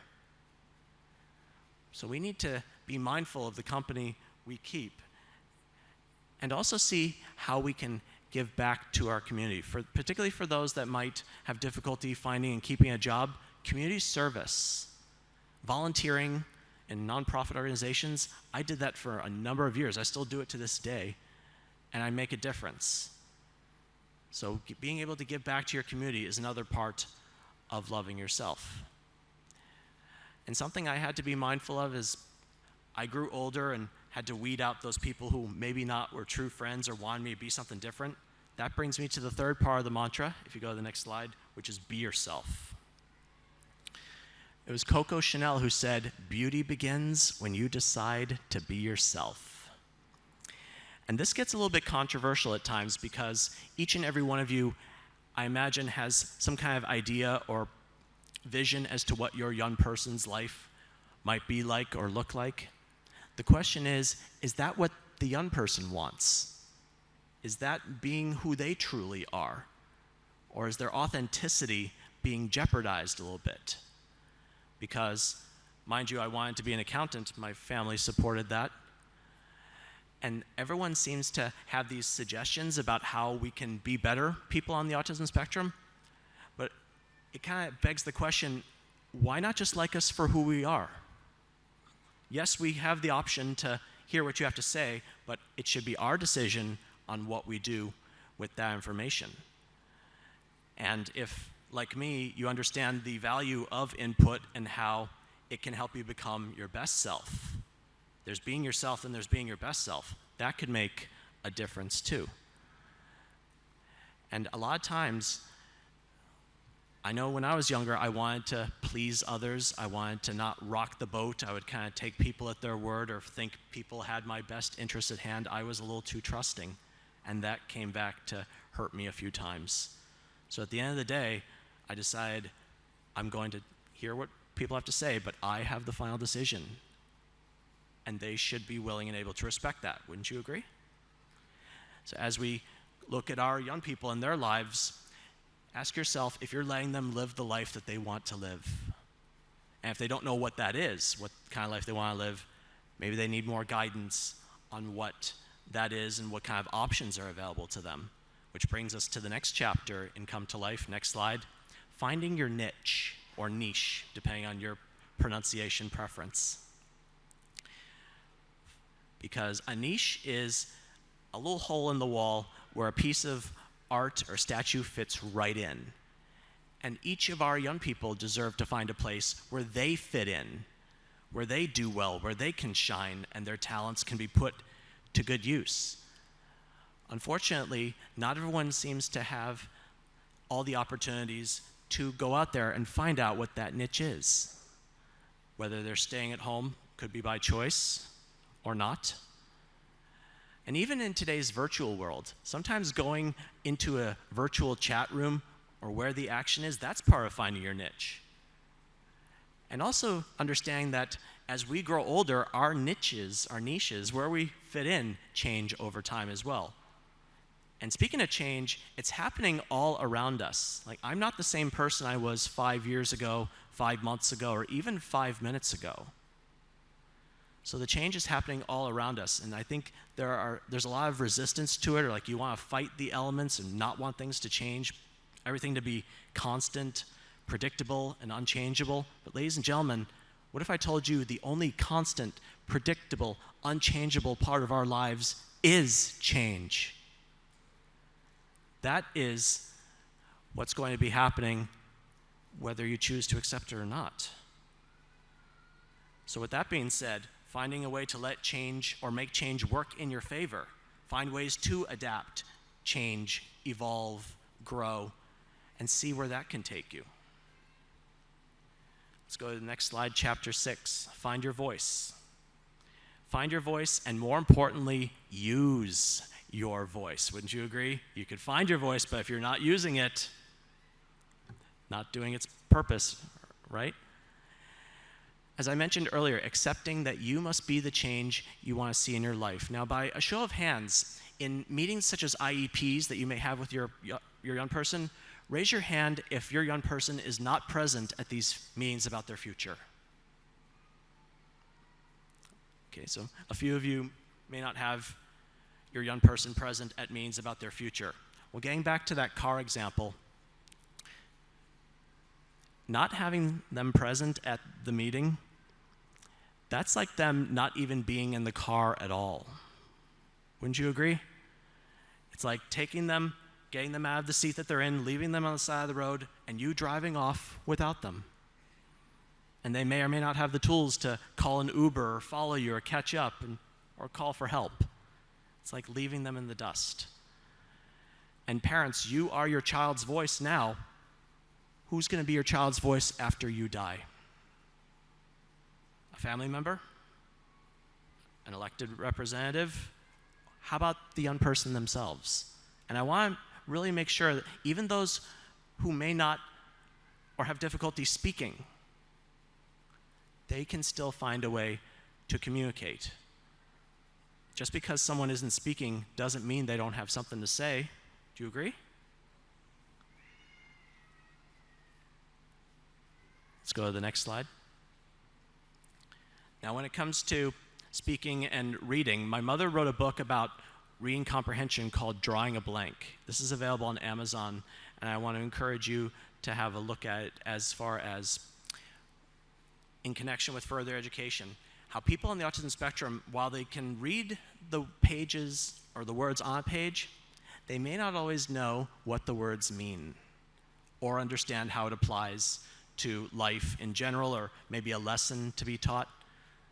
So that's something to be mindful about as you look at your children, your young people, looking to read, and more importantly, understanding what they read. Because that is a large part of being a productive member of society and understanding how they can better themselves as a whole. Let's go to the next slide. I'm starting to wrap up a little bit here. But the overall conclusion of Come to Life is I believe each and every one of us can be the hero in our own lives, particularly our young people. They have struggles, they have failures, but there are also successes and triumphs. And isn't that part of what being a hero is about? You fall down, but you find a way to pick yourself back up and keep moving forward. I know I had to do that when I was doing the Ironman triathlon. If you go to the next slide. I actually failed finishing an Ironman twice before I finally did cross the finish line for the first time. And I heard the other day that we need to walk the walk more, but I swam the swim, I biked the bike, I ran the run. And I actually want to pose a little bit of a challenge out there. See, I'm going to be 40 years old next Thursday, 40 on the 14th. So if there's someone, it could be in this room, maybe listening live now, or someone who hasn't shown themselves yet, I want to see if there's someone over 40 years old on the autism spectrum that can finish an Ironman and beat my record. So that's my little challenge I want to put out there into the universe. And I'm happy to give you some pointers of what you're in for. But I believe each and every one of us can be more than even we think we are sometimes. Because there were times I wanted to quit that race, But I thought to myself, there's someone who's going to see this finish and is going to put it into their survival guide, and they'll think, Tom went a little bit further, I'm going to go a little bit further too. Next slide, please. Because that victory awaits you. Yes, times are tough, there are struggles, you may not always get it right the first time, but what are you learning? What are you doing to change the circumstances, make things different or better the next times around? Each and every one of us can do better when we commit ourselves to that perseverance and the change we want to see. And if you go to the next slide, I encourage you all to see how Come to Life, it's available on Amazon, can help you come to life physically. Go to where the action is, whether it's in person or online. Come to life mentally, be able to pick yourself up and keep moving forward, even if you fall multiple times. Come to life emotionally. Take charge of your happiness and well-being rather than leave it in someone else's hands. And come to life spiritually. Not so much in the religious sense, but giving yourself to a cause or an ideal bigger and greater than yourself. That will help make the world a better place. Raise your hand if you want this for your young people coming to life, physically, mentally, emotionally, spiritually. That's what I like to see, all those hands. So next slide, please. I relisted those objectives for those that were interested in seeing them. And next slide, revisiting my life definition. I saw in a breakout presentation yesterday, it said, we must not prepare the road for our children, we must prepare our children for the road. Because I have a belief that the world is simply too big to change for one person or one small group. But look what we have here. One person, one small group can change the world. So I encourage you to go out there, give yourself to an ideal, put your young ones on the forefront, and let's create wonderful, beautiful lives for them. Next slide, please. So if you like what you saw and heard today, I am available for these engagements, and I'm pleased to report that a copy of Come to Life and My Glass is Full, my current books, went to our honored panelists while the photos are being taken. So I'm hopeful that those seeds will be planted on fertile soil so that that manual, if you will, that prequel to transition, that's what I like to call Come to Life, a prequel to transition to put our young people on the path to the best life for them. And my fiance and I are actually writing another book. Oh, go back one slide. My fiance and I are writing a book called They Said We Couldn't, So We Did. Making relationships work when the odds are against you. Because I do believe we have a story to tell. Our struggles, our successes are going to help see that people on the autism spectrum can and do get married and have relationships that last a lifetime. Raise your hand if you want that for your young person. All right. All right, and that brings me to the end of my presentation with the last slide here. Time and protocol permitting, I believe we have time for questions, if anybody has some. Thank you for your attention.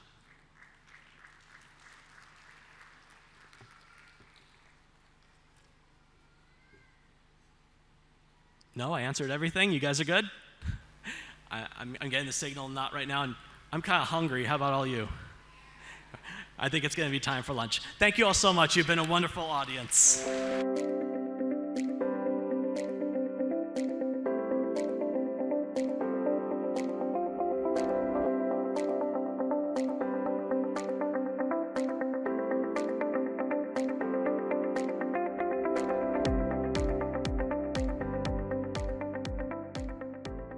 Thank you so much for watching the plenary session of ICAN Tanzania 2023 presented by Autism Connect. So to give you a brief about Autism Connect is an association of parents and professionals formed to disseminate scientifically validated information about therapies and treatments for autism. To know more about autism, you can log on to our website, which is www.autismconnect.com. After 2 successful ICAN conferences, the first one being at Dubai and the second one being at Tanzania, we are now coming up with the ICAN conference at Canada, Niagara Falls. To know more about our conferences, you can log on to our website, which is www.icanconferences.com. Thank you so much.